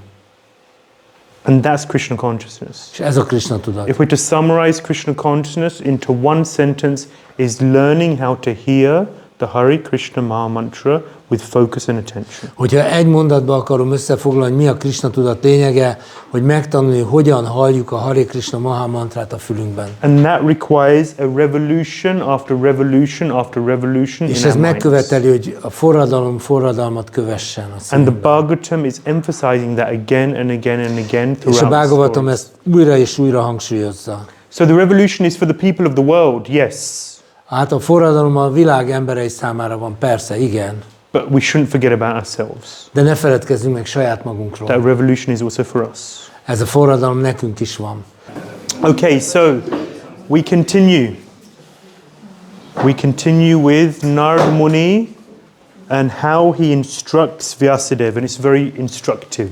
Folytatjuk azzal, hogy Nārada Muni miként instruálta, adott utasítást Vyāsadevnek, és ez nagyon tanulságos. Nārada Muni storms onto the scene. Nārada Muni beviharzik, and he corrects Vyāsadeva. És kijavítja You have Vyāsadevet. to remember that Vyāsadeva is not a new bhakta here. Emlékezünk arra, hogy Vyāsadeva nem egy új bakta. Okay, he's got a big beard and matted locks and so on, that's fine. Persze hosszú szakálla van, és rasztás haja, ez úgy rendben is van. He's a plenary incarnation of the Lord. Ő az Úrnak egy teljes értékű kiterjedése. But his guru comes in and instructs him. De jön a lelki tanítómestere, és utasítással látja őt el. And you'll notice Nārada Muni doesn't come in and say, "My dear Vyas, my lovely boy." És hát vegyük észre, hogy mikor Nārada Muni megérkezik, akkor nem ezt mondja Vyāsadevának, hogy kedves fiam, drága gyermekem, You're doing so well. olyan jól csinálod a dolgaidat. You're God. Isten vagy. No, that's Nem. not the mood. Nem ez a hangulat. He says, are you satisfied by identifying with the body or the mind as the objects of self-realization? Hanem azt mondja neki, hogy elég neked a testeddel, vagy az elméddel azonosulni az önmegvalósításhoz. Because basically what Vyāsadeva has written, the emphasis in these Vedic literatures, in the Vedas, is the four purusharthas, dharma, artha, kama, moksha. Mert mindaz a védikus irodalom, amit eddig Vyāsadeva összeállított, az a 4 purushartával, a dharma, artha, kama, moksha elvével foglalkozik. Dharma means how to be a good person in this world. Dharma azt jelenti, hogy hogyan lehet jó embernek lenni ebben a világban. Very good. Nagyon jó. Important for all devotees. Ez nagyon fontos az összes bakta számára. It's an element in the mode of goodness. Ebben benne van a jóságnak a minősége. But it's not the goal of life. De ez nem az életnek a célja. Being a good person in this world is not the goal of life. Jó embernek lenni ebben a világban, ez nem az életnek a célja. It's a stepping stone. Ez egy mérföldkő, vagy egy fontos lépés. But it's not the goal. De nem a cél. Artha means wealth. Artha értéket jelent. Yeah? How to gain wealth. Hogyan lehet értéket gyűjteni. Kama, how to enjoy. Káma, hogyan lehet élvezni. Sense gratification. Érzékkielégítés. Vedas teach you how to enjoy. A védák megtanítják, hogyan lehet élvezni. And then ultimately liberation. És végső soron ott van a felszabadulás. Essentially the emphasis of liberation is how to free oneself of suffering in the world. Végső soron a felszabadulás arról szól, hogy az ember hogyan tud az evilági szenvedésektől megszabadulni. If you have problems in life, then this is how to get free of them. Hogyha vannak problémáid az életben, akkor így tudsz tőlük megszabadulni. The focus and the emphasis is on how to have a good time here. És a fókusz és a hangsúly az azon van, hogy hogyan lehet itt jól eltölteni az időt. So Nārada Muni is saying, is this okay? Nārada Muni pedig azt mondja, hogy szerinted ez így rendben van? Vyāsadeva, this is what you're writing about. Are you sure that this is okay? Vyāsadeva eddig erről írtál, szerinted ez így oké? Is the message that you're delivering to humanity correct? Ez az üzenet, amit az emberiség számára próbálsz átadni, ez így helyes? Because basically what you're saying is that the body and the mind are the focuses of satisfaction. Mert végső soron azt mondod, hogy a test és az elme az az elégedettségnek a fókusza. Nārada Muni corrects him, he says, no, it's not okay. Nārada Muni kijavítja és mondja, nem, ez így nincs rendben. That philosophy which does not satisfy the transcendental senses of the Lord is considered worthless. Az a filozófia, amely nem elégíti ki az Úr transzcendentális érzékeit, értéktelen. Yeah, so 128 of the Śrīmad-Bhāgavatam, it says, Dharma svanustitapam sam vishvaksena kathasuya notpadaya dyatiratim shrama eva hi kevalam. Anything which doesn't bring about an individual's attraction towards Krishna, satisfying Krishna, is a useless waste of time. Az 1-2-9-es vers a Śrīmad-Bhāgavatamnak azt mondja, hogy bármi, amit teszünk, de az nem ébreszt vonzalmat az Istenség legfelsőbb személyisége iránt a szívben, ez csak haszontalanul elpazarolt idő. So it's 128. 1-2-8. And so the essence of what people need to know is that life means to satisfy Krishna. Az embereknek a lényeg, amit tudni kell, hogy a lényeg Krisna elégedetté tétele. And throughout these reams upon reams of the Vedic literatures, you haven't delivered that message. És annyi verset és rímet írtál a Védákban, de erről a fő üzenetről eddig nem beszéltél. He says what you've written actually just will disturb people's minds. Amit írtál, az igazából csak összezavarja az embereknek az elméjét. Dustitamatir. They will just become disturbed as they read this. They'll become confused. Csak zavarodottak lesznek, és összezavarodnak attól, amit írtál. Nārada Muni says, Jugupsitam is verily condemned. Ez azt mondja, hogy ez elítélendő. Jugupsitam. Yeah, it's wrong. Helytelen. It's unreasonable. He says, Vyatikrama. Vyatikrama azt mondja, hogy értelmetlen. Your life's work. Az életműved. Everything you've done. Minden, amit eddig alkottál. All of this effort and energy that you've put in, and I mean, imagine how huge and voluminous this body of literature is. Hogy mindez az irodalom, amiben eddig erőt és energiát fektettél, és csak képzeljétek el, hogy mekkora terjedelme lehet annak, amit ő eddig megírt. It's condemnable. Azt mondja, hogy elítélendő. It's worthless. Haszontalan. It's wrong. Helytelen. That's heavy. Ez egy komoly, ez úgy komoly. Why? Miért? Because it's a compromising spirit, Prabhupada says. Mert Prabhupada azt mondja, hogy ez egy ilyen megalkuvó szellem.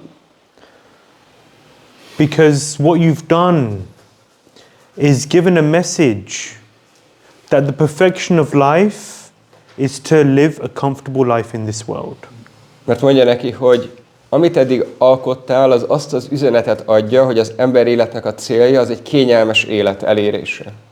Enjoying oneself, making a comfortable position for oneself in this life, in this world, that's the goal.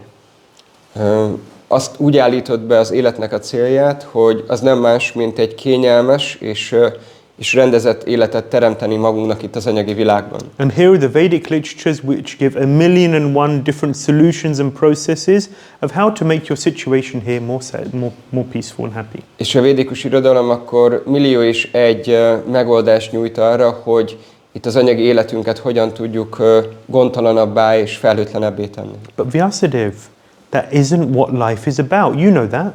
De Vyāsadeva, az élet nem erről szól, te tudod ezt. And Vyāsadeva is saying, yeah, but I just thought that, this is a step-by-step process and I'm giving them the steps and they can, sort of make their way up over lifetimes. Isn't that okay?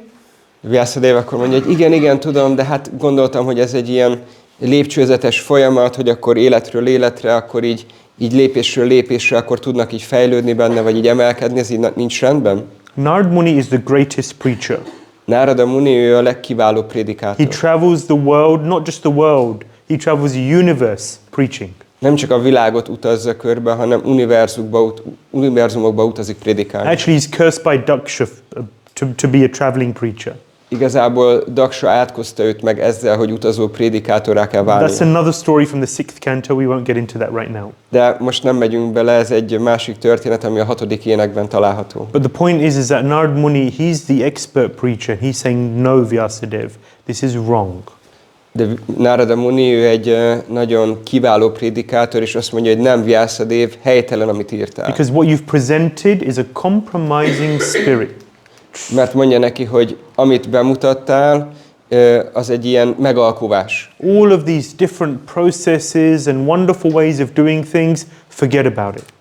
Mindezek a folyamatok és ezek a megfelelő módszerek, csak felejtsük el az egészet. Vyāsadeva, these people are stupid. Vyāsadeva, ezek az emberek ostobák. They need one message. Nekik egy üzenetre van szükségük. Straight, clear, down the line. Egy nagyon világos és egyenes üzenetre. I think this section is very instructive just in terms of preaching. Azt gondolom, hogy ez a rész nagyon sok tartalmat hordoz, vagy nagyon fontos prédikálási szempontból. Because individuals in this room may be engaged in preaching. Mert bakták itt a teremben lehet, hogy részt vesznek prédikálásban. Some may want to. Vannak, akik szeretnének prédikálni. And as a mission, as a movement, we're all engaged in preaching.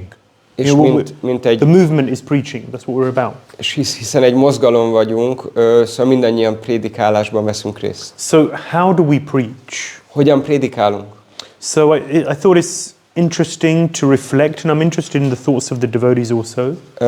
Gondoltam, hogy ezen jó egy kicsit elgondolkozni, és kíváncsi lennék a jelenlévő baktáknak a visszajelzéseire is. Because if you see this transition and this development of Vyāsadeva, mert amikor látjuk Vyāsadevnak ezt a tudati változását vagy fejlődését, he's trying all sorts of ways. His purpose is good. His intention is good. Ugye a szándéka, a célja az úgy jó.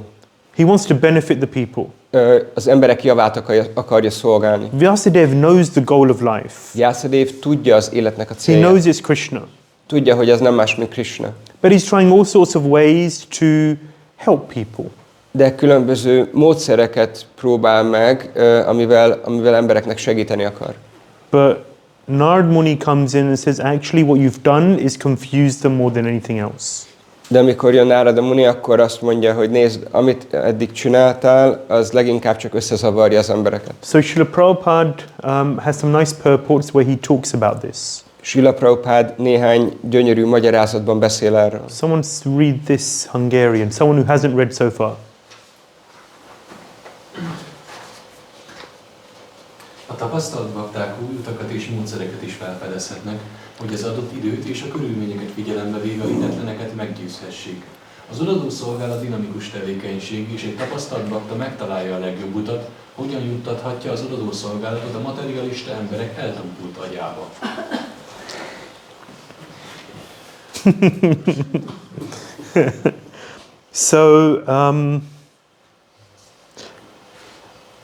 So what Prabhupada is not proposing here is that you just hit him with a hammer and say, Krishna is the absolute truth, surrender to him.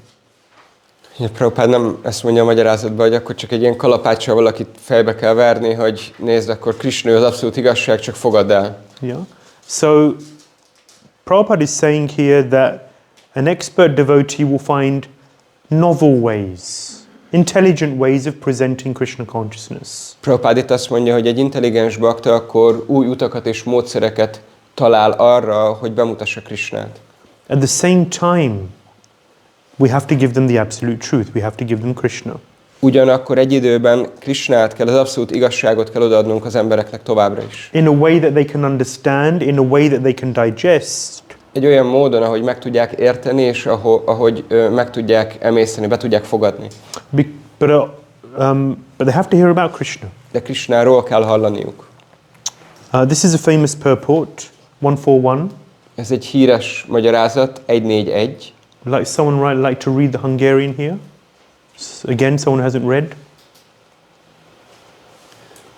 A személyes megvalósítás nem azt jelenti, hogy az ember íjúságból tudását kitasztatva arra törekszik, hogy felmúlja az őt megelőző ácsárját.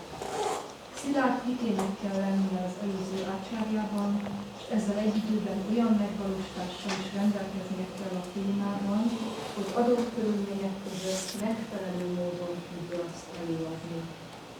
A szöveg eredeti célját nem szabad szem elől téveszteni. Semmilyen homályos jelentést nem szabad belemagyarázni, és mégis érdekesen kell előadni, úgy, hogy a hallgatóság megértse. Ezt nevezzük megvalósításnak.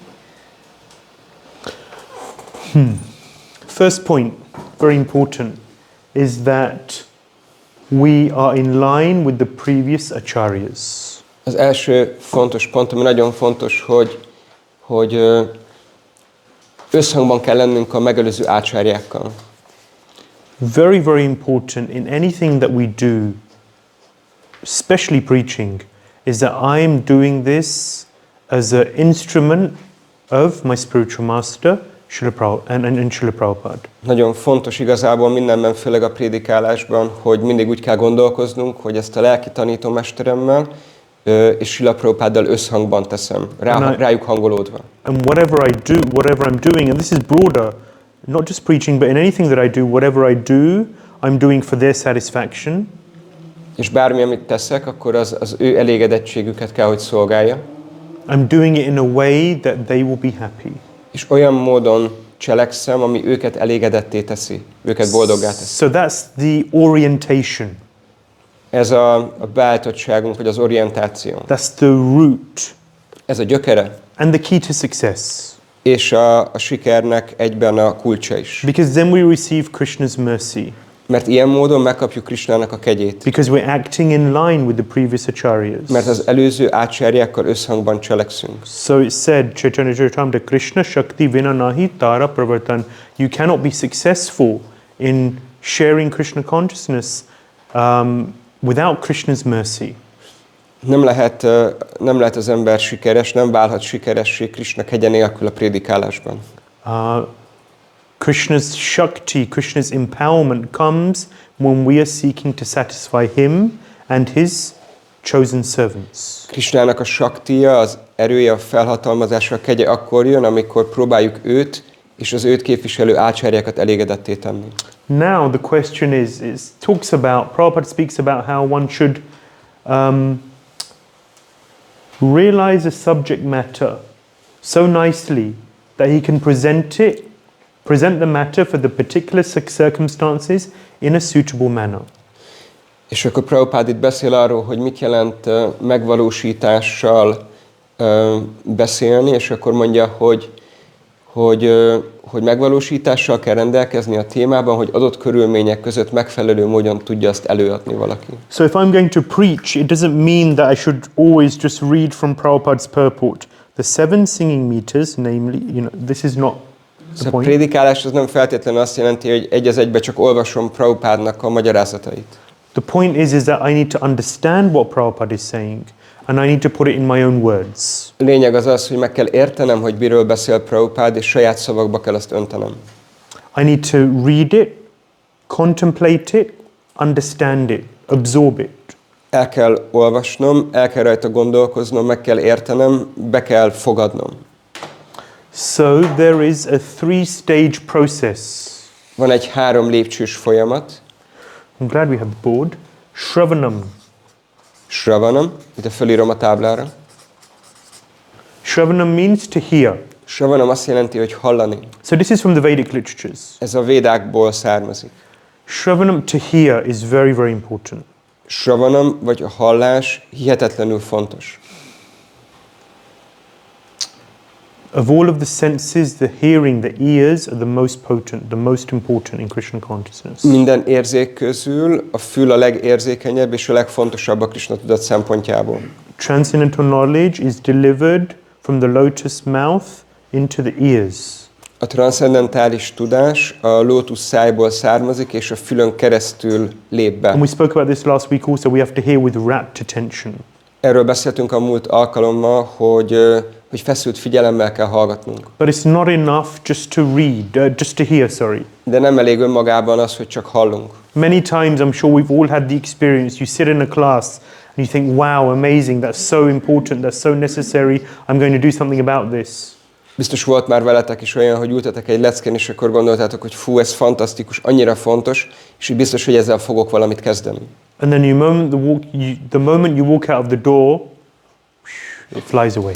És abban a pillanatban, hogy az ember kisétál az ajtón, akkor ez csak úgy elszáll. Because when you're in the class, you're in this bubble.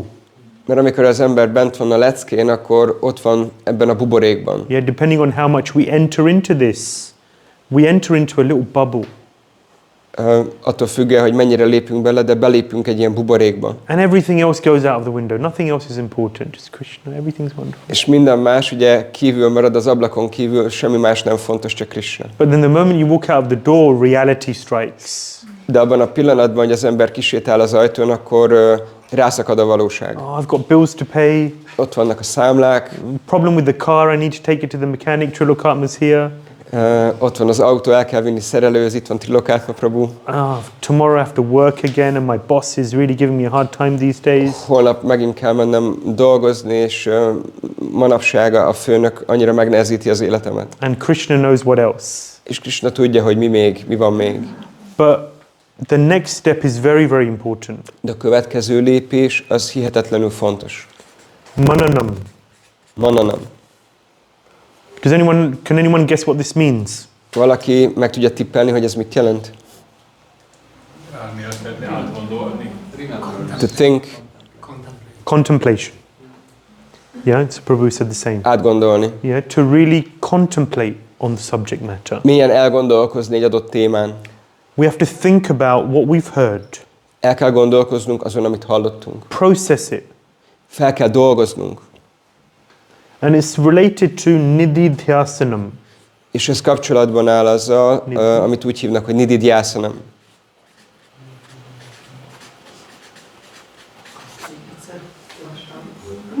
Nididhyasanam. Nididhyasanam. So, contemplating, at least first thing, can I remember what I've heard? Ugye ez a gondolkozás, az annak az első lépése, hogy emlékezem-e arra, amit hallottam. They say that after you've read or heard something, you remember 30 to 40%. Azt mondják, hogy miután az ember hallott, vagy olvasott valamit, olyan 30-40%-ára emlékezik. Immediately after you've heard it. Közvetlen azután, hogy hallottam. And of course that percentage goes down and down over time. The next day you'll remember less. The day after a little less, and like that. És persze ez a százalék, ez csökken, ahogy telnek a napok. But the more we contemplate it, read my notes, take a look at the slides, you'll take in more. De minél többet gondolkozunk rajta, minél többet újraolvassuk a jegyzeteinket, nézzük a diákat, akkor egyre többre emlékezünk. How does this apply to my life? You have to ask that question. Fel kell tennünk magunknak azt a kérdést, hogy ez hogyan vonatkozik az életünkre. How can this help me to improve my devotional processes? Hogyan tudja ez nekem segíteni azt, hogy fejlődjek a lelki életben? How can I improve my relationships with the devotees? Hogyan tudok ezáltal fejlődni a baktákkal való kapcsolataimban? How can this help me to deepen my devotion? Hogyan tud ez nekem segíteni abban, hogy mélyüljön az odaadásom? How can I increase my dedication to the mission of Krishna consciousness? Hogyan tudom ezzel mélyíteni a Krishna tudat missziója felé való elköteleződésemet? So these kinds of questions we have to ask ourselves. This is all part of the process of mananam. Ezeket a fajta kérdéseket mind föl kell tennünk magunknak, és ez a mananam folyamatnak a része. And then nididhyasanam, what do I do about this? A nididhyasanam pedig azt jelenti, hogy mit kezdek ezzel az egészen, mit fogok csinálni. So mananam is contemplating, understanding the knowledge, processing it. A mananam azt jelenti, hogy megértjük a tudást, feldolgozzuk a tudást, megemésztjük. Connecting it with other things that I've heard before. Összekapcsoljuk más dolgokkal, amit korábban hallottunk. Once I remember a devotee said something very nice. I was asking, what does it mean to study scripture? Emlékszem, hogy egyszer egy bakta kérdezett egy nagyon szép dolgot, és kérdezte, hogy mit jelent igazából tanulmányozni a Szentírást. And the senior devotee said, one of the aspects of study means when you read something, you connect it with other things you've heard from Guru, Sadhu and Shastra. És egy másik bakta pedig azt a választ adta, hogy tanulmányozni, vagy tanulni Szentírást igazából azt jelenti, hogy amit hallasz, azt összekapcsolod más dolgokkal, amit korábban hallottál Sadhu, Guru és Sásztra alapján. So when I was reading about Vyāsadeva and how he's preaching to Nārada Muni and how he's preaching to Vyāsadeva, Szóval amikor ezt olvastam, hogy Nārada Muni hogyan prédikál Vyāsadevnek, I was reflecting on preaching and these purports came. és akkor így gondolkoztam magán a prédikáláson, és akkor feljöttek ezek a magyarázatok, Which elaborate on this topic. amelyek még jobban kibontják, kifejtik ezt a témát. And like that, study helps you to go deeper. És ez a fajta tanulmányozás segít abban, hogy mélyebbre menjünk. And the nididhyasanam is how to put it all into practice in our lives. A nididhyasanam pedig azt jelenti, hogy hogyan tesszük mindezt a gyakorlatba a saját életünkben. What can I practically change with this?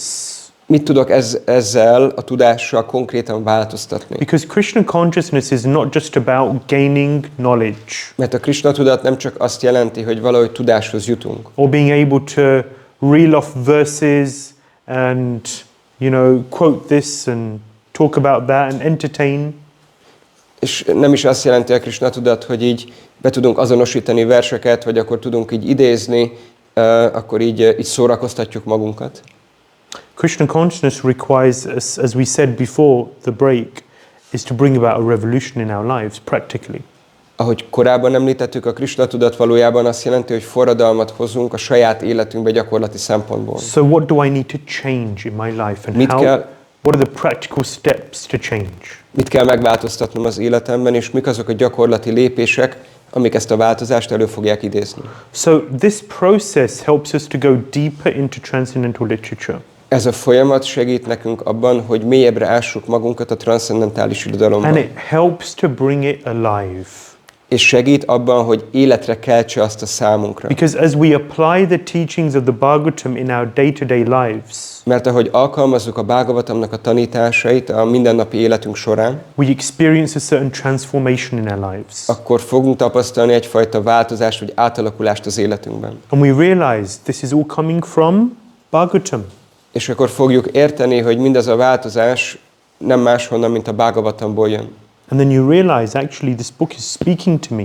És akkor rájövünk arra, hogy ez a könyv igazából hozzánk beszél. Who's had this experience where you pick up the book, you read something, and it's like this is speaking exactly, it's like Prabhupada is speaking to me here.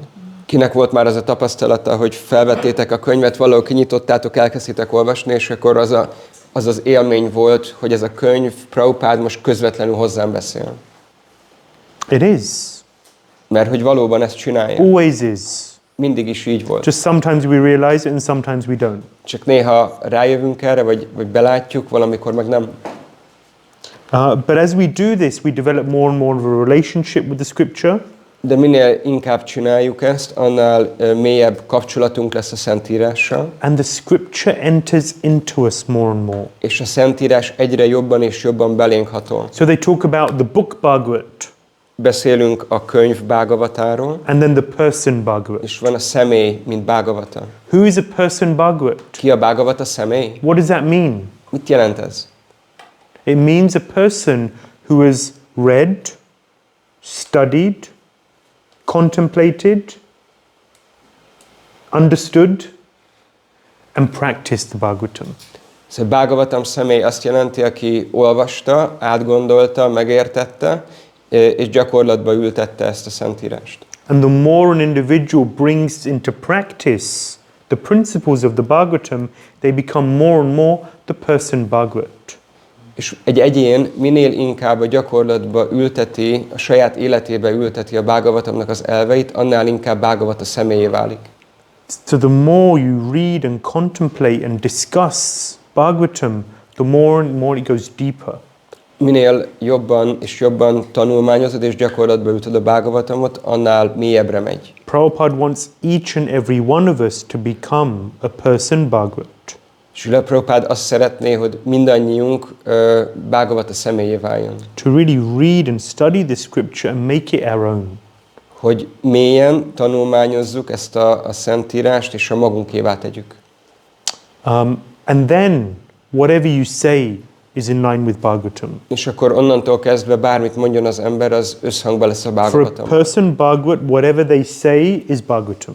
Egy Bhāgavata személy bármit mondjon, az mindig a Bhāgavatam. When you read Prabhupada's purports, Amikor olvasod Prabhupádnak a magyarázatait, you can see many times purports are just verse after verse after verse. He's Nagyon- paraphrasing. nagyon sokszor lehet, hogy azt tapasztalod, hogy ismétli önmagát a versek vagy a magyarázatok. So Prabhupada is doing exactly what he's saying here. Prabhupád pontosan azt csinálja, ami itt van. So in Prabhupada's purports, what is he doing? He's preaching to us. Prabhupád mit csinál a magyarázataiban? Prédikál nekünk. How does a preacher preach? Hogyan prédikál egy prédikátor? On the basis of Guru, Sadhu and Shastra. A guru, sadhu és sásztra elvein alapulva. So in many purports you just see he's just quoting a verse, explaining it. He doesn't even quote the verse always. He just paraphrases what it means. Nagyon sok esetben lehet látni, hogy Prabhupád mit csinál a magyarázataiban, hogy idéz egy verset, és azt magyarázza, és sokszor nem is idézi a verset, csak saját szavaiba önti, és akkor még azt tovább magyarázza. He's putting the essence of Bhagavatam into his own words. A saját szavaival fogalmazza meg a Bhāgavatamnak a lényegét. Whilst making sure the original purpose of the text is maintained. Miközben a szöveg eredeti célját nem téveszti szem elől. And actually it's important because in the actual purport, Prabhupada has italicized this part. It's not just me that's done this. Prabhupada in the purport italicizes it. Italicized means? Italics. Ugye Prabhupád akkor volt, amikor tehát az eredetiben ugye Prabhupád a magyarázatában dölt betűvel írta ezt, hogy az eredetinek a jelentését, vagy célját nem szabad szem elől téveszteni, és fenn kell tartani, meg kell őrizni. Yeah, I'm sure I should have italicized this as well. Ezt is dölt betűvel a magyarba is dölt betűvel kellett volna írni.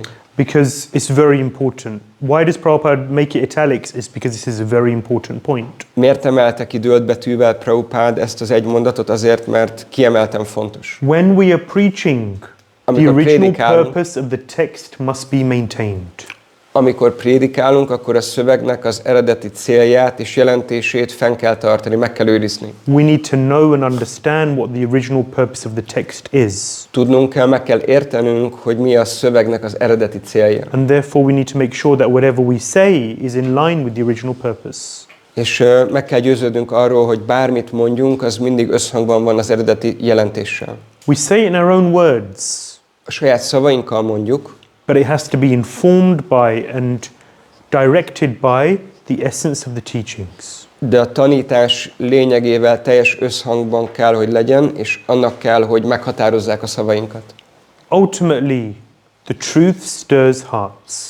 Végső soron az igazság az felkavarja a szíveket. For a sincere person, and this is what this Tadvag Visargo, the revolution verse, it says, Yasmin Patishlok, Grananti Sadhavo, Shrinvanti Gayanti Grananti Sadhavo. This is heard, sung and accepted by purified men who are thoroughly honest. Akkor mondja ez a vers, hogy a megtisztult személyek hallgatják, éneklik és elfogadják. When you give a sincere person who's honest, the absolute truth, hogyha egy őszinte személynek, aki őszinte, odadod az abszolút igazságot, their heart stirred. Akkor az felkavarja a szívét. Krishna is in their heart also. Mert Kṛṣṇa ott van a szívében. They can feel, I may not understand it, and it may externally look different, but there's something which is true in all of this. Lehet, hogy még nem is érti, és lehet, hogy külsődlegesen máshogy tűnik, de felkavarja a szívét, megérinti őt. There's something inside which is, because you know, depending on how much noise there is, they can't hear the supersoul. Mert igazából az van, hogy annyi a zaj, hogy az ember nem hallja a felső léleknek a hangját. If they're more purified, less noise, the supersoul can be heard. Hogyha tisztábbak és kevesebb a zaj, akkor a felső lelket jobban lehet hallani. When you give them the absolute truth in a tasteful way, amikor egy ízletes módon odadod nekik az abszolút igazságot, Krishna inside will say yes, take this.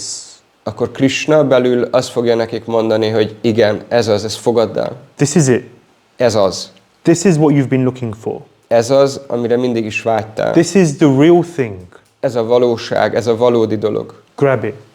Ragad meg. Take it. Fogadd el. Now. Most. So, we're looking for those people. Mi ezeket az embereket keressük. Do we expect that everyone will come to Krishna consciousness? Elvárhatjuk azt, hogy mindenki bakta legyen? You know, they said at a certain point in the Krishna consciousness movement, I think Prabhupada said something, or there was a letter, I forget which, and they thought, we will take over the world in 18 days. Volt Prabhupádnak egy ilyen levele, nem tudom pontosan, hogy melyik, de volt benne arról szó, hogy 18 nap alatt meghódítjuk a világot. It's amazing they had such faith in Prabhupada's words. Nagyon lenyűgöző, hogy ilyen hitük volt Prabhupádnak a szavaiban. These days we become so skeptical that if someone says it, yeah, forget it. Manapság olyan szkeptikusak vagyunk, hogyha valaki ezt mondja, akkor csak mondjuk, hogy persze, felejtsük is el. But when Prabhupada said anything, the devotees took it so seriously. Amikor Prabhupád mondta, hogy bármi, akkor a bakták azt hihetetlenül komolyan vették. So they really thought we're going to take over the world in 18 days. És valóban azt gondolták, hogy 18 nap alatt akkor meghódítjuk a világot. But do we expect that the whole world will become Krishna conscious? De elvárhatjuk azt, hogy az egész világ Krisna tudatos lesz? Number one, anything is possible. Először is minden lehetséges. Krishna can do anything. Krishna bármit meg tud tenni. Do we believe that? Elhisszük ezt? Do we believe in Krishna? Hiszünk Krishnában? Do we believe that Krishna is in the hearts of every living entity and he can change their hearts? Elhisszük azt, hogy Krishna minden egyes élőlénynek ott van a szívében, és meg tudja változtatni bárkinek a szívét? So the first thing is Krishna can do anything. Először is Krishna mindent meg tud tenni. But we don't expect that the whole world will come to Krishna consciousness. Mégsem várhatjuk el, hogy az egész világ Krishna tudatos lesz. Because Krishna says, Manushanam sahasreshu kaschidhyatati siddhai. Few out of many millions of men, one will come. Mert Krishna azt is mondja, hogy több millióból egy fog jönni. And of those, millions of those, one will know me in truth. És azok közül, hogyha abból veszünk milliónyit, akkor abból is csak egy fog engem ismerni valójában. So there's many different styles of preaching out there today in Krishna consciousness, in ISKCON. Az ISKCON-on belül nagyon sokféle prédikálási stílus létezik manapság. I've been involved when I was in London, quite involved with bridge preaching.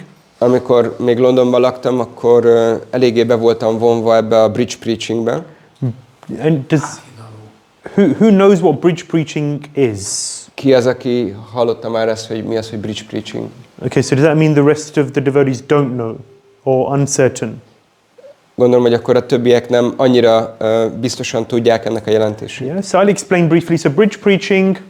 Röviden elmagyarázom.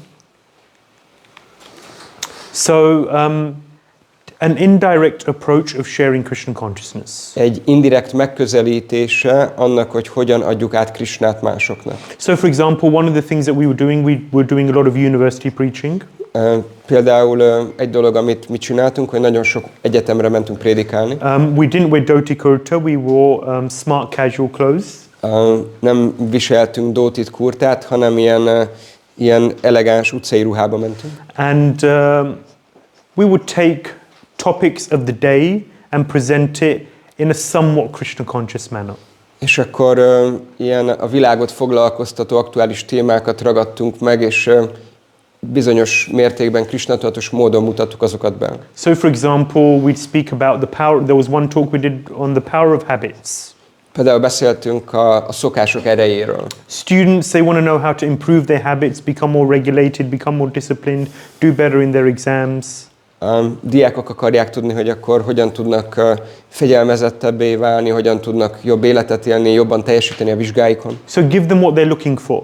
Adjunk nekik valamit, amit keresnek. And at the same time, then at the end, talk about meditation and the power of meditation to control the mind. És akkor a végén beszéltünk a meditációról, a meditációnak az erejéről, hogy hogyan lehet azzal kontrollálni az elmét. And then sometimes we would bring in the Hare Krishna mantra depending on the kind of feedback that we were getting. És volt, amikor behoztuk a végén a Hare Krishna mantrát, attól függően, hogy milyen visszajelzések jöttek az előadás során. Or maybe after 4 or 5 sessions, you know, when we had more of a rapport and we had more serious people, then the mantra would come in.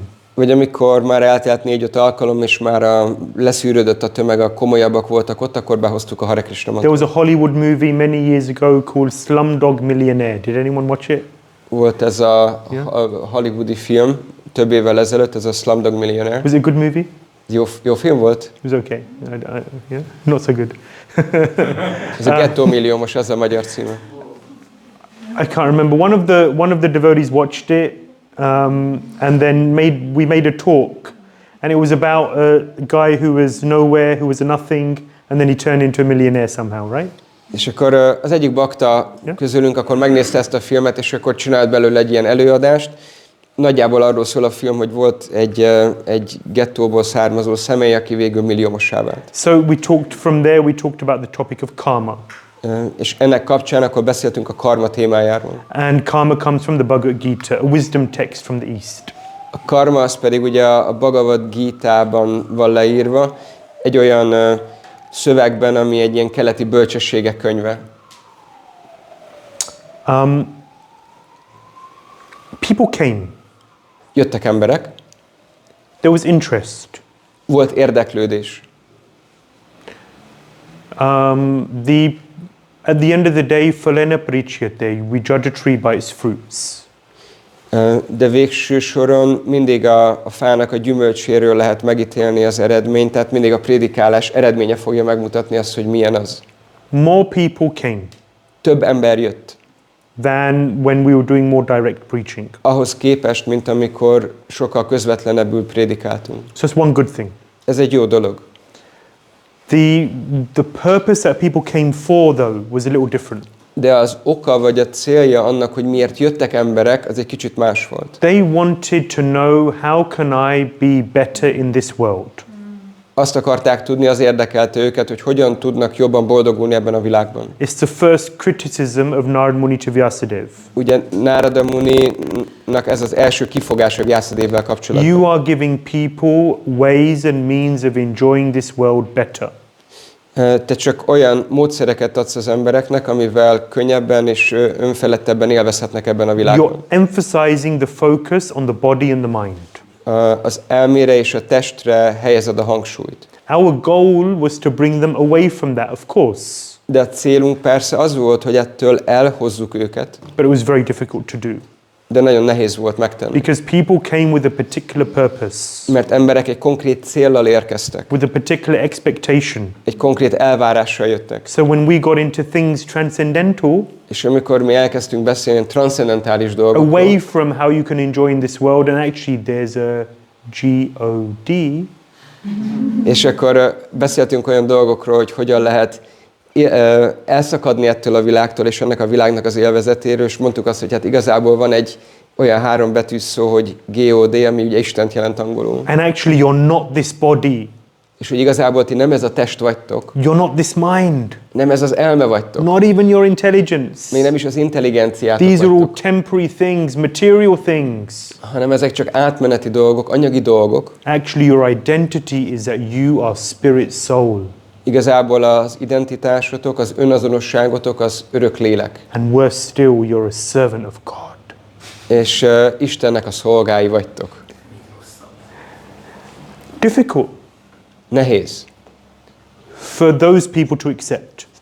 Azoknak az embereknek ezt az egészet elfogadni. So then, you know, previous to that and after that, we also did preaching in universities, where we're just a little more direct in our presentation. És azt megelőzően és ezt követően, akkor amikor egyetemen prédikáltunk, akkor valamennyivel közvetlenebbül beszéltünk Krisnáról. We went in as Hare Krishna monks.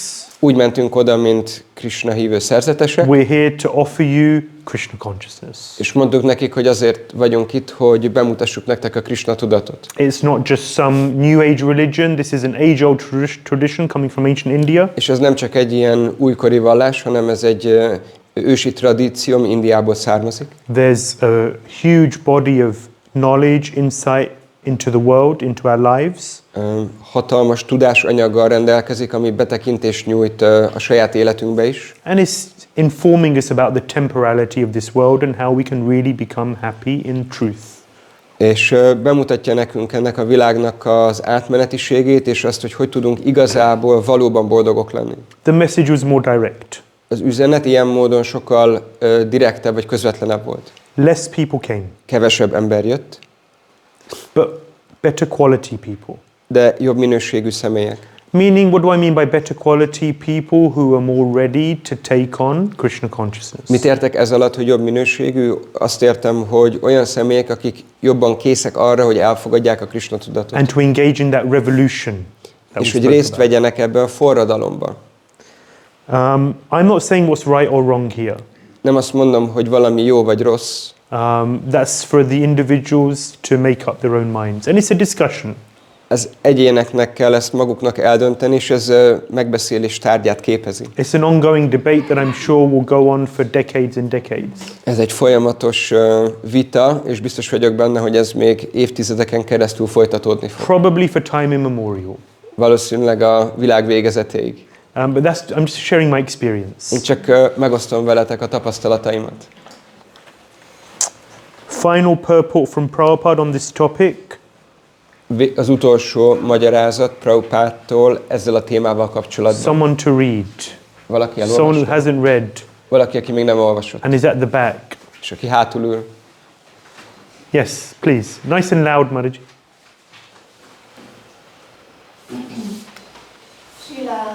Vyāsadevának a Bhāgavatam íromán kívül nem kellett volna más különelmet összeállítania, mert a legkisebb eltérés attól okozhat az önmegvalósításban. Ha a legparányibb eltérés zavart eredményezhet, akkor mit mondhatunk az abszolút igazsághoz, az Istenség személyiségéhez nem kapcsolódó gondolatok szándékos terjesztéséről. A félisten imádat azzal okozza a legnagyobb bajt, hogy határozott, panteisztikus felfogást terem, és sajnálatos módon sok olyan vallásos szekta kialakulását eredményezi, amely károsan hat a Bhāgavatam elveinek fejlődésére, holott egyedül a Bhāgavatam az, amely a transzcendentális szeretettel végzett odaadó szolgálat által megmutatja a pontos irányt, hogyan valósíthatjuk meg örökké kapcsolatunkat Istennel. Prabhupada is giving the ultimate books for self-development. Prabhupada az önfejlesztésnek a végső könyveit adja nekünk. Because out there in today's world, it's all about, self-development. Mert a mai világban odakint nem szól másról az egész, mint erről az önfejlesztésről. Love and relationships and all of these kind of things. Szeretetteljes kapcsolatok és mindezek a dolgok. But if you read and study Prabhupada's books, everything that you need to live in this world and also become not of this world is there. De hogyha valaki tanulmányozza Srila Prabhupád könyveit, akkor abban minden benne van ahhoz, hogy tudjuk, hogy kell élni ebben a világban, és hogy kell kiszabadulni ebből a világból. Prabhupada is warning us. Prabhupád itt óvaid bennünket. And a slight deviation mondja, hogy egy parányi eltérés can lead to havoc, create havoc. Akkor az nagyon nagy káoszt eredményezhet. It's a warning. Ez egy figyelmeztetés. Because in today's world, increasingly, even in our society, more and more, there's so many different ideas on how to present Krishna consciousness. Mert manapság napjainkban még a saját közösségünkön belül is annyifajta elképzelés van, hogy hogyan kéne terjesztenünk a Krishna tudatot. How much have we really considered the long-term effects of our steps? Lépéseinek mennyire vettük figyelembe a hosszú távú következményeit? How much are we able to consider these things? Mennyire tudjuk ezt egyáltalán átgondolni? How much vision do we have to really consider, okay, you go 1 degree just like a ship, if you go 1 degree off course, right now it doesn't seem like too bad, but a few minutes, a few hours, a few days down the line, where will you be? Ugyanúgy, mint egy hajó, hogyha csak egy foknyival eltér az eredeti irányától, akkor az mekkora eltérést fog jelenteni. Lehet, hogy egyből nem látszik, de akkor eltelik egy óra, egy nap, akkor már nagyon nyilvánvaló lesz a különbség. So the principles of the Bhāgavatam which alone can give the accurate direction for self-realization. Szóval a Bhāgavatamnak az elvei, amelyek egyedül képesek arra, hogy a fejlődésnek az elveit megadják. Is there danger that in the name of becoming inclusive, we are going more and more away from our principles. Ez a Bhágavatam akkor megmutatja a pontos irányt, és ott van ez a veszély, hogyha így mindent be akarunk fogadni, vagy mindent így el akarunk fogadni, akkor letérhetünk az eredeti útról. And watering down our standards. És felvizeződnek a sztenderdjeink. And if we do that, then where will we be in 10 years' time, 20 years' time, 50 years' time, 100 years' time? És ha felhígulnak a sztenderdjeink, akkor hol leszünk 5 év múlva, 10 év múlva, 20 év múlva, 25 év múlva, 50 év múlva? Things to consider. Ezek olyan dolgok, amiről kell gondolkoznunk. Okay, I'm going to stop there on this topic. Most ezzel a témával kapcsolatban befejezem. And the second very important topic that I want to speak about. És van még egy nagyon fontos téma, amivel kapcsolatban szeretnék beszélni. Nārada Muni speaks to Vyāsadeva and tells him, okay, this is what you've done wrong. Vyāsadeva vagy Nārada Muni beszél Vyāsadevval, és mondja neki, hogy oké, ezt elrontottad. And this is what you need to do. És ez az, amit megcsinálnod kell. And then Nārada Muni gives his own experience. És akkor Nārada Muni pedig elmondja a saját tapasztalatát. You know, every disciple wants to know about his guru and the history. Minden tanítvány kíváncsi a gurujának a hátterére, vagy a történetére. How did you become who you are? Hogyan váltál azzá, aki vagy? How did you become so great and so wonderful? Hogy lettél ilyen nagyszerű és csodálatos? So Nārada Muni shares his story. Nārada Muni elmeséli az ő saját történetét. It's a beautiful story. It's very, very nice. Nagyon szép történet. Nārada Muni describes that in his previous life, he was a young boy, the son of a maidservant, just 5 years old. Nārada Muni meséli, hogy előző életében egy cselédlánynak volt a fia, 5 éves volt. And actually the acharyas, they describe that the maidservant, she was a prostitute.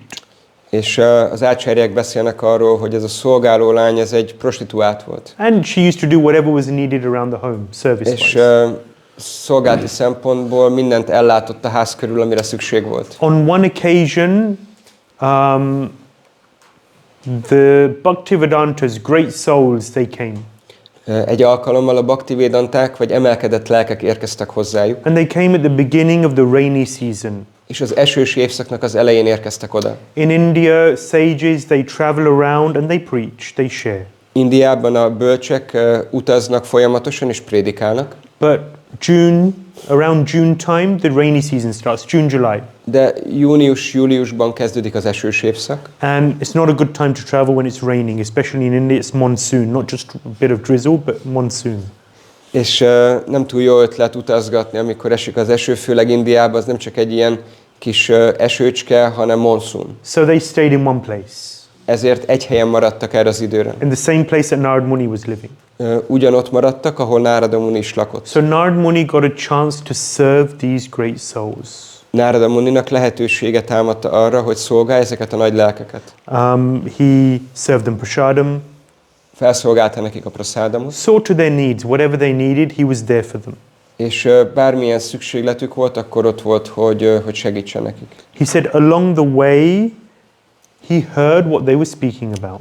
És meséli, hogy mindeközben, amikor ott volt körülöttük, akkor hallotta, hogy miről beszélgetnek. You know, while they're honoring prasad, after prasad, they speak. Persze prasádam tisztelés közben, vagy prasádam tisztelés után, akkor beszélgettek. And Nārada Muni says he heard with rapt attention. Nārada Muni pedig elmondja, hogy feszült figyelemmel hallgatta. He was curious what were they speaking about. Kíváncsi volt, hogy miről beszélgetnek. Through his service, his sincere service, he satisfied them. Az őszinte szolgálatával elégedetté tette őket. And so first thing he heard with rapt attention, second thing he served them and satisfied them. Először is ugye feszült figyelemmel hallgattam, hogy mit mondanak, utána elégedetté tette őket a szolgálatával. And third thing, he took their remnants. És a harmadik dolog, hogy elfogadta az ételmaradékaikat. There's a nice verse in Chaitanya Charitamrita. It says, Bhakta padiduli ar bhakta padijal, bhakta bhunkta avashesha, tina mahabal. Three things are very, very potent. A Chaitanya Charitamritában van egy csodálatos vers, ami azt mondja, hogy 3 dolog hihetetlen potenciával rendelkezik. Number 1, az első, bhakta padiduli. the dust from the lotus feet of a Vaishnava. Egy Vaishnava lótuszlábának a pora, ez az első. Bhakta pade jal, the water which has washed the lotus feet. Az a víz, amely egy bakta lótuszlábát mosta. And bhakta bhunkta avashesha, the remnants of a great devotee. És egy nagy emelkedett baktának az ételmaradéka. Once I asked Srila Shiva Maharaj, whose remnants do we take?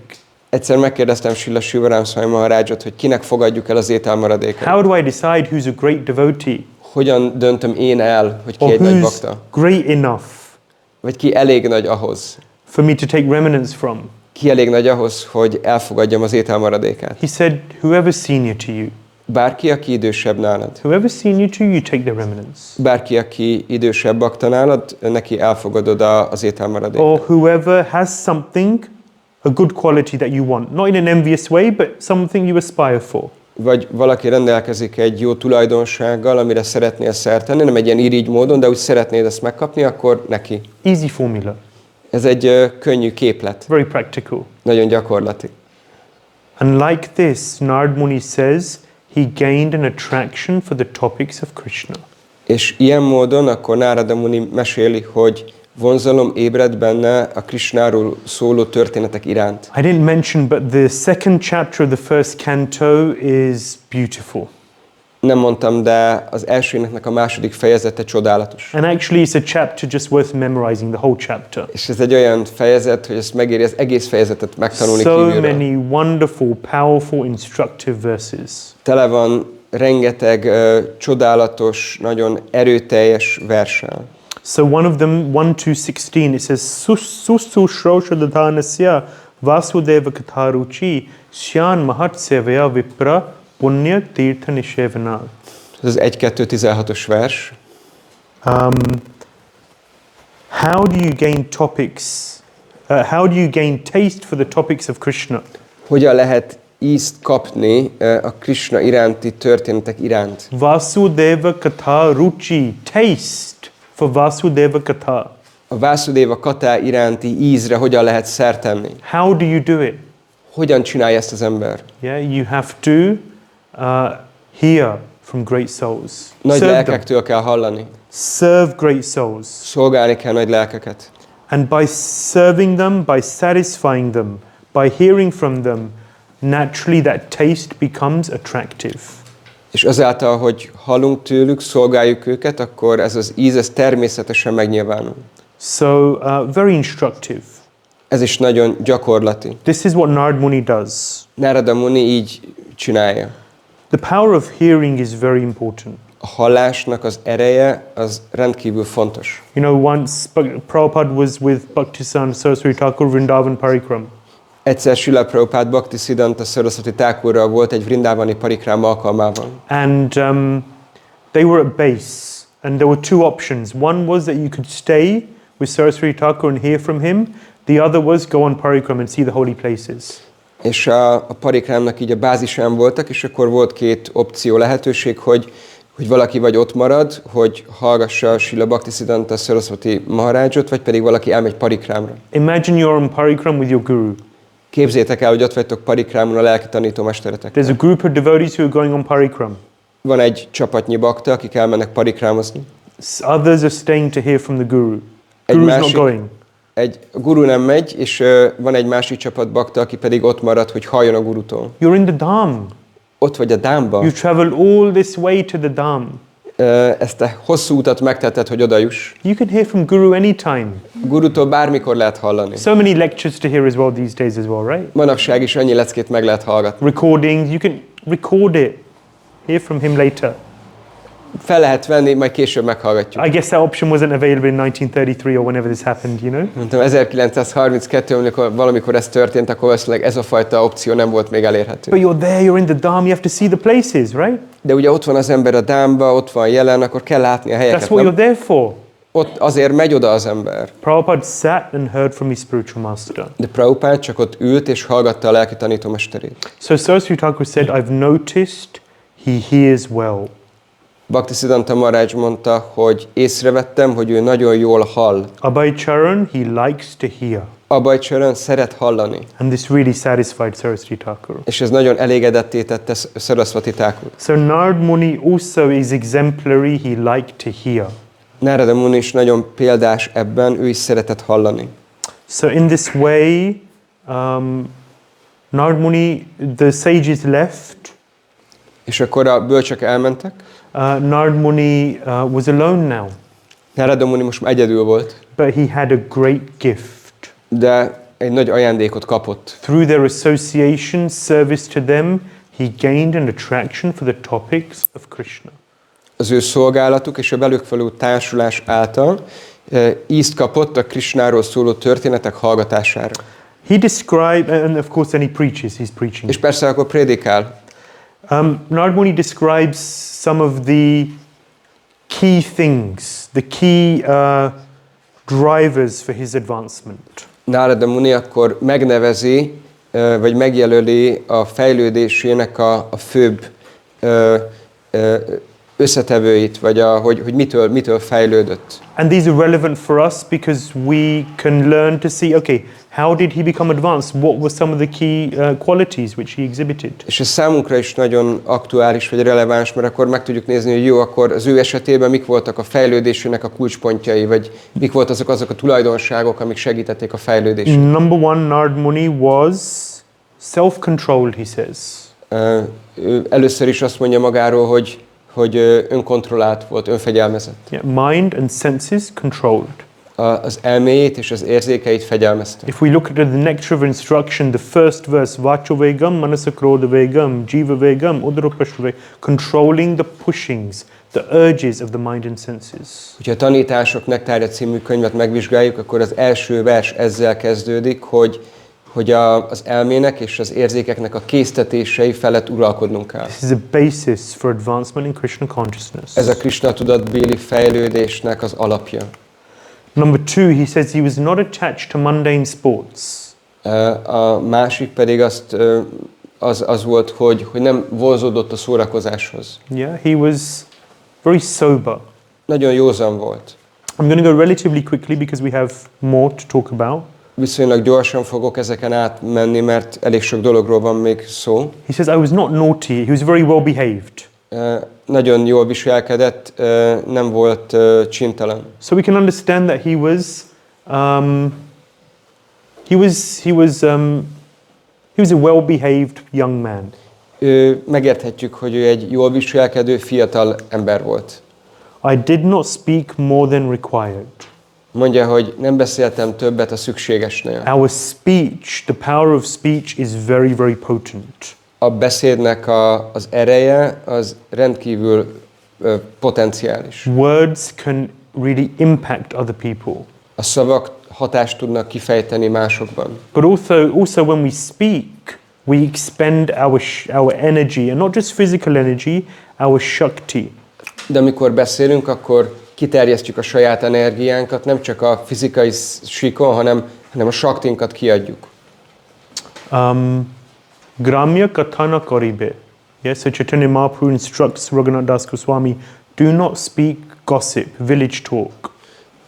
Chaitanya Mahaprabhu Raghunath Das Goswamit utasítja erre, hogy ezt a gramya katát, vagy ezt a pletykát, ezt felejtsd el, nem szabad világi dolgokról beszélni. Assess the last 24 hours. Vegyük figyelembe, vagy nézzük meg, vizsgáljuk meg az elmúlt 24 órát. And just think and reflect of the conversations that you had. Csak gondolkozzunk el azon, hogy milyen párbeszédeink voltak, vagy milyen témákról beszéltünk. How much of it was progressive for the participants of the conversation from a Krishna conscious perspective? Krishna tudatos nézőpontból vizsgálva, mennyire voltak ezek a beszélgetések mondjuk kedvezőek a lelki fejlődésre? How much of it was air? Mennyi volt ezekből csak ilyen levegő? Not very helpful for anyone. Ami nem annyira nagy segítség bárki számára. And even worse, how much of it was offensive?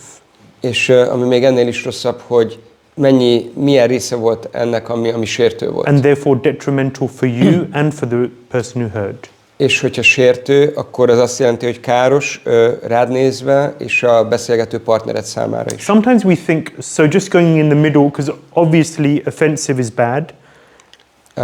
egyértelmű, hogy a sértő az nem jó. But sometimes we think, okay, well, just the air kind of conversations where you're not really talking about anything substantial, but you just speak about something or the other. De akkor van ez a lezser beszélgetés, amikor gondoljuk, hogy hát csak úgy beszélünk, hogy semmi konkrétumról, csak úgy mondunk dolgokat. Once we were on Parikram.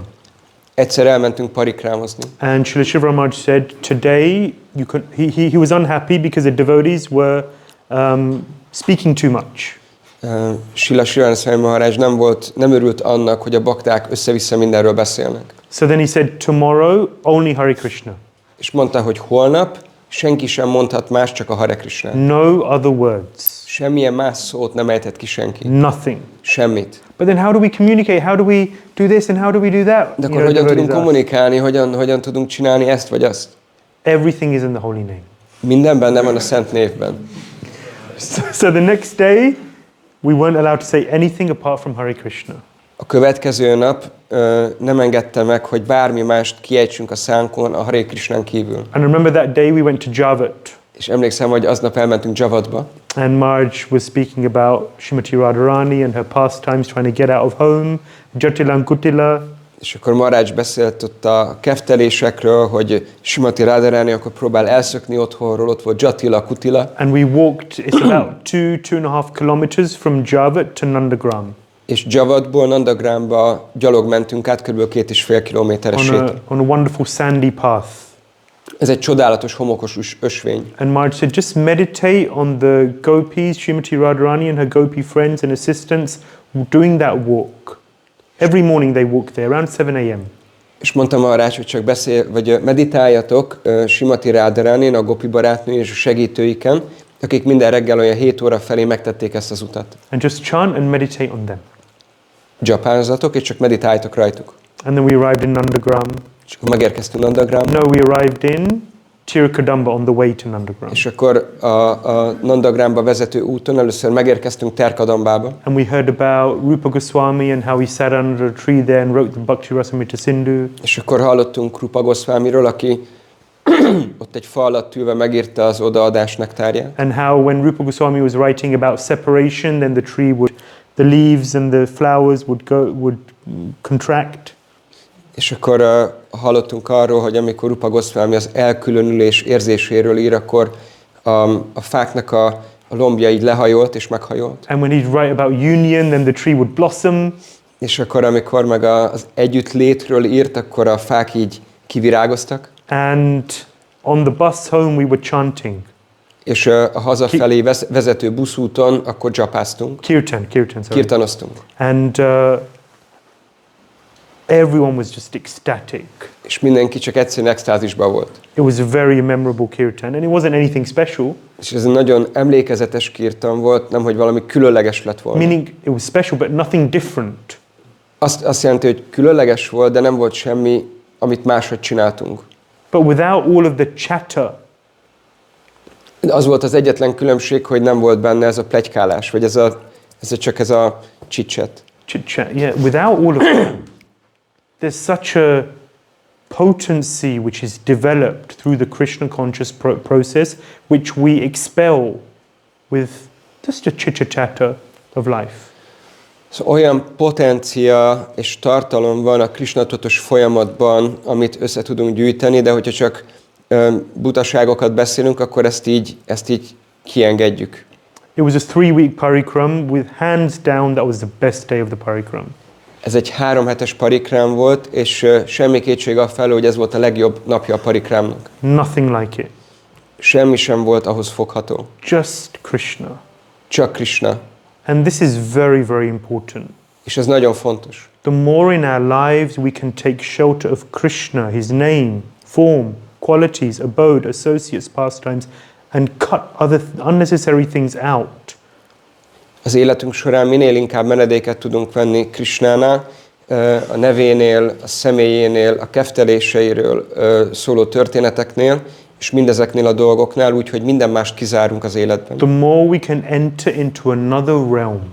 Annál jobban kapunk lehetőséget arra, hogy más szférába lépjünk be. Something separate, something different, a realm which is another space from this material and everything else going on in this world.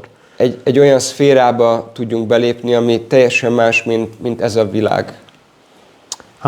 And that's the space we need to be in as much as we can. És ez az a szféra, ahol minél több időt kell lennünk, amennyit csak tudunk. Have you noticed that when we have a problem, other people seem to be able to find a solution much better than ourselves? Volt már olyan tapasztalatotok, hogy amikor problémátok van, akkor mások arra a problémára sokkal könnyebben találnak megoldást, mint ti? Or let's put that another way, when someone else has a problem, we can come up with a solution quite easily.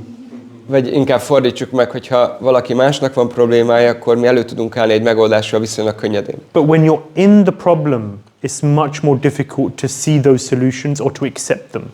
De amikor te benne vagy egy problémában, akkor sokkal nehezebb elfogadni, vagy meglátni egy megoldást. But if we're in this space that I'm speaking about, we look down on our problems and issues with a different perspective. De hogyha benne vagyunk ebben a szférában, ebben a magasabb helyzetben, amiről az előbb beszéltem, akkor lefelé tekintünk a problémánkra és a helyzetünkre. That space is something which will come through a particular lifestyle. Ez pedig egy konkrét életmód gyakorlásából fog megnyilvánulni. And Nārada Muni is outlining some of those qualities here. És Nārada Muni pedig ezekről a tulajdonságokról, ezekről a dolgokról beszél, hogy ez hogy nyilvánul meg. As we mentioned, Nārada Muni took the remnants of their food. Ahogy említettük, akkor Nārada Muni megette az ételüknek, a bölcsek ételének maradékát. He was listening attentively. Figyelmesen hallgatott. When you hear the holy name attentively, you read and hear the Bhāgavatam attentively. Amikor a szent nevet figyelmesen hallgatod, akkor fogod tudni a Śrīmad-Bhāgavatamot is figyelmesen olvasni és hallgatni. Taste for hearing increases at every step. Lépésről lépésre növekszik a hallás iránti íz. Every step. Minden lépésnél. This is how it works. Így működik a folyamat. If we do it properly. Hogyha megfelelően végezzük. Was very much attached to the sages. Nagyon ragaszkodott a bölcsekhez. We have to find one person at least that we're very attached to. Legalább egy szemét kell találnunk, akihez nagyon ragaszkodunk. Prabhupada is there. Ott van Prabhupád nekünk. Spiritual master is there. Ott van a lelki tanítómesterünk. It's good if you have a personal relationship also with at least one person who you have some attachment to.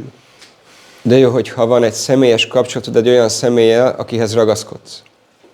That attachment is also very purifying. Ez a fajta ragaszkodás, ez is nagyon tisztító hatású. Think about the person in your life that you're most attached to. Gondolj arra a személyre az életedben, akihez a leginkább ragaszkodsz. We have to develop that kind of attachment to one other person, to a Krishna conscious person. Ugyanezt a fajta ragaszkodást ki kell fejlesztenünk, alakítanunk magunkban egy Krisna tudatos személy iránt. To a Shiksha Guru or a Diksha Guru. Egy Shiksha Guru vagy egy Diksha Guru felé. And that is a very powerful thing which lifts us and keeps us lifted. Ez egy nagyon hatékony dolog, ami felemel bennünket és fent tart bennünket. We live in a world where there's free speech. Egy olyan világban élünk, ahol szabadon mondhat bárki bármit. Too free. Túl szabadon. So everyone has an opinion on everything. Mindenkinek mindenről véleménye van. And everyone. És mindenkiről véleménye van. And most of the time the people who have the opinions are very ill-informed. Please say that again. Most of the time the people who are giving the opinion are very ill-informed. És legtöbb esetben azok, akik véleményt mondanak, nagyon korlátozottan informáltak saját maguk. But have you noticed that whenever there's anything bad to be said, the mind sticks to that, grabs it? Tapasztaltátok már ezt, hogyha valami rossz dolog hangzik el, akkor arra az elme nagyon ráugrik és belekapaszkodik? Particularly interested in those details, and you'll remember the intricate details of it too. És akkor az elme kifejezetten érdeklődik ezek iránt a dolgok iránt, és a részletekben menően emlékszik rá. But the good things, it's easier to kind of forget. Oh, what was that? Oh, yeah. De a könnyű, vagy a jó dolgokat könnyen el lehet felejteni. It's because the nature of the conditioned mind is that it's a fly. Mert a természethez kötött elmének az a természet, hogy olyan, mint egy légy. Yeah, there's a bee and the fly. Szóval feltételekhez kötött elmének ez a természet, hogy olyan, mint egy légy, ott van a légy, meg a méhecske. A fly, you can see a bed of roses, but a fly will go around and find some excrement. Szóval a méhecske, ő megy virágról virágra száll, de a légy, ő a virágok között is megtalálja az ürüléket. A bee will see a rubbish heap, but it will find some nectar, a flower somewhere. A méhecske akkor lát egy szemétkupacot, de valahol ő megtalálja azt az egy virágot, ahol nektárral lel. We have to become like flies. No. We have to become like bees. Olyanokká kell válnunk, mint amilyenek a méhecskék. For our own benefit, if not anyone else. A saját érdekünk miatt legalább, ha nem is mások érdekében. Because by becoming like flies, we are ruining our spiritual lives. Mert hogyha olyanok vagyunk, mint a legyek, akkor azzal tönkretesszük a lelki életünket. And what it does is that it makes us distrustful of everyone. És ennek a hatása az, hogy senkiben sem fogunk tudni bízni. And that puts a barrier to this. És ez pedig akadályt jelent ennél. Gentle in behavior. Jó modorú volt. In my heart I had strong faith in them. Same point. Szívből hitt bennük. Really having faith. Itt a hitről van szó. Again. Újra. Difficult to do. Nagyon nehéz dolog. For someone who over lifetimes has been let down by people time and time again. Nehéz hinni valakinek, akit már korábban életről életre sokan cserbe hagytak. But it's so necessary. De még mindig annyira szükséges. It makes a huge difference to our progression. Nagyon nagy jelentőségű a fejlődésünk szempontjából. Because that attachment and that faith in another person, it drives and inspires us in our spiritual life. Mert az a fajta ragaszkodás és hit egy lelkileg fejlett személy iránt, akkor az fog minket sarkalni és inspirálni a fejlődés felé. If we spend more time doubting, questioning, thinking and wondering, hogyha az időnk nagy részét inkább azzal töltjük, hogy így kételkedünk, bizonytalankodunk, bizalmatlankodunk, megkérdőjelezünk, it doesn't allow us to really connect with these personalities. Akkor az nem teszi számunkra lehetővé, hogy mélyen kapcsolódjunk ezekhez a személyiségekhez. Invest our heart, invest our faith in them. Hogy befektessük a szívünket, befektessük magunkat. And then, therefore, allow them to do their job, which is to lift us up. És akkor így nekik sem adjuk meg a lehetőséget, hogy elvégezzék az ő dolgukat, ami pedig az lenne, hogy felemeljenek bennünket. I'm not proposing that people have blind faith, of course. Természetesen nem azt mondom, hogy az embereknek vak hitük kell, hogy legyen. I'm not proposing that you just dive into things without nem mondom thinking. azt, hogy csak így vessük bele magunkat dolgokba. But I'm talking about the other side, where often these are barriers and blockages to devotees really moving forward purposefully in their spiritual life. Inkább a másik oldalráról beszélek ennek a dolognak, amikor ez egy komoly akadály tud lenni baktáknak a fejlődésükben, amikor egyszerűen nem tudnak megbízni másokban. He says he's subjugated the senses. Azt mondja, hogy legyőzte az érzékeit. And he was strictly following them with body and mind. És a bölcseket pedig nagyon szigorúan követte a testével és az elméjével. Very instructive. Nagyon jelentős. I know I've said that a few times, but it really is. Tudom, hogy ezt már mondtam párszor, de tényleg nagyon jelentőségteljes. And these are key ingredients to rapid advancement in Krishna consciousness. És ezek ilyen kulcs tényezők a Krishna tudatbéli gyors fejlődésének. Nārada Muni is sharing his heart, his experience. Nārada Muni kitárja a szívét és megosztja a tapasztalatait. He describes very quickly. He describes that when the sages left. Beszél arról, hogy mi történt, amikor a bölcsök elmentek. Not long after, his mother went to milk a cow. Nem sokkal azután az anyukája elment megfejni egy tehenet. And she was bitten by a snake. És megmarta őt egy kígyó. Whether that's symbolic, that time meant she died, you know, she was old or something, it's unclear. Ez nem világos, hogy ez egy szimbolikus vagy konkrét jelentés volt, lehet, hogy csak idős volt, és ugye elhagyta a testét. Because it's a snake. Often they say the snake of time. It doesn't say the snake of time here, but it says a snake. Itt csak egy kígyóról olvashatunk, sokszor szokták mondani, hogy az időnek a kígyója. Itt ezt nem mondja, csak annyit mond, hogy egy kígyó. Nārada Muni was an only child. Nārada Muni egy egyke gyerek volt. He only knew his mother. Csak az anyukája volt neki. His mother dies. Az anyukája meghal. He's 5 years old. 5 éves. Prabhupada says something very powerful in the purport. Prabhupada valami nagyon fontos dolgot mond a magyarázatban. It's in the beginning of the 6th chapter, 9th or 10th verse, something like that. Ez a 6. fejezetnek az elején van, a 9.-10. vers magyarázatában. Nārada Muni says he's alone. Nārada Muni mondja, hogy egyedül volt. He has no one else in his life. Senki más nem volt az életében. No other shelter. Nem volt más menedéke. Prabhupada says in the purport that this is the way the Lord drags a sincere person closer to him. Prabhupada itt mondja a magyarázatban, hogy ez az a módszere, hogy az Úr magához von egy őszinte személyt. So if anyone is going through a very difficult time, hogyha valaki egy nagyon nehéz időn megy keresztül, feels they have no shelter, és úgy érzi, hogy nincs semmilyen menedéke, nothing to live for, nincs semmi, amiért érdemes élni, learn from this.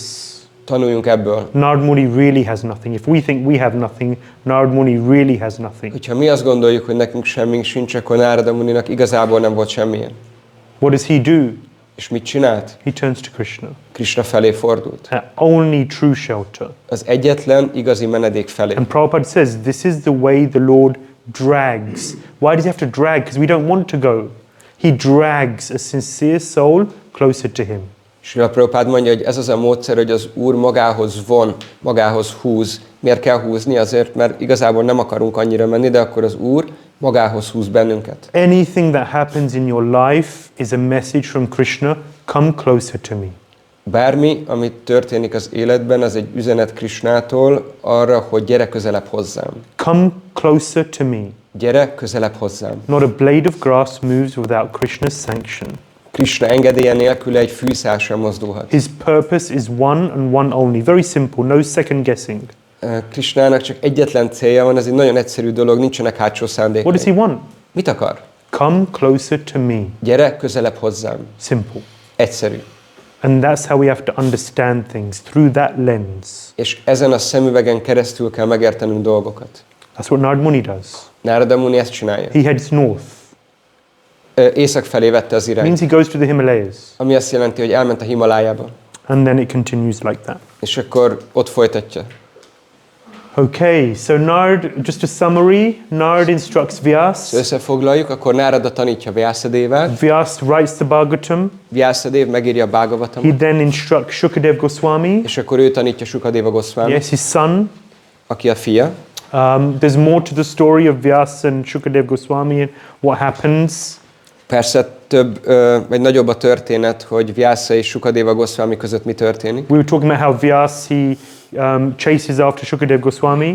Ugye ezt említettük, hogy Vyāsadeva akkor üldözőbe veszi Shukadeva Goswami. Shukadeva goes to the forest. Shukadeva elmegy az erdőbe. Nowhere to be found. Meg se lehet őt ott találni. Vyāsadeva sends 2 disciples to find him. Vyāsadeva elküldi 2 tanítványát, hogy találják meg.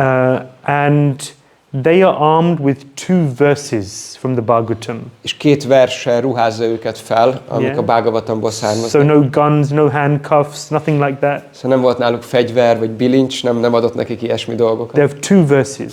Hanem adott nekik 2 verset. Yeah, one of them is Aho Bakiyam Stanakala Kutam Jigamsa Papayayad Apiyasadavi. So it's describing how Krishna, he takes Putana, who's come to him to poison him, and he takes the good. How merciful he is. Ez az első vers, amit kaptak, ez arról szól, hogy Putana oda megy Krishnához, de még mindig akkor eléri a felszabadulást, és hogy Krishna mennyire kegyes, még akkor is, hogyha valaki így közelíti meg. And then the second verse is 10:21-5 from the Bhagavatam, and it describes how Barharpidam Natavaro Karnyo Karnikaram. It describes how Krishna is so beautiful. És a második vers, az pedig a Bhāgavatam 10:21-5-ös verse, ami Krishnának a szépségét írja le. So beautiful. Krishna annyira csodálatos. And so Shukadeva Goswami hears these verses. He's a monist. He's a Brahmavadi. He's not interested in anything. Shukadeva Goswami, amikor hallja ezeket a verseket, ugye akkor egy brahmavádi volt, egy monista, semmi nem érdekelte.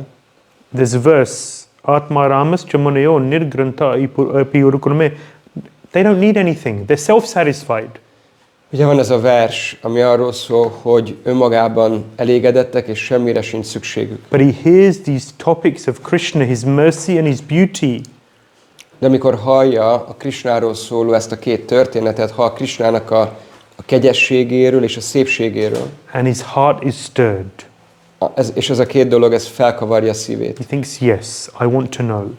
És akkor gondolja, igen, ezt akarom hallani. So then he returns to Vyāsadeva and hears Bhāgavatam. És akkor visszatér Vyāsadevához, és meghallgatja a Śrīmad-Bhāgavatamot.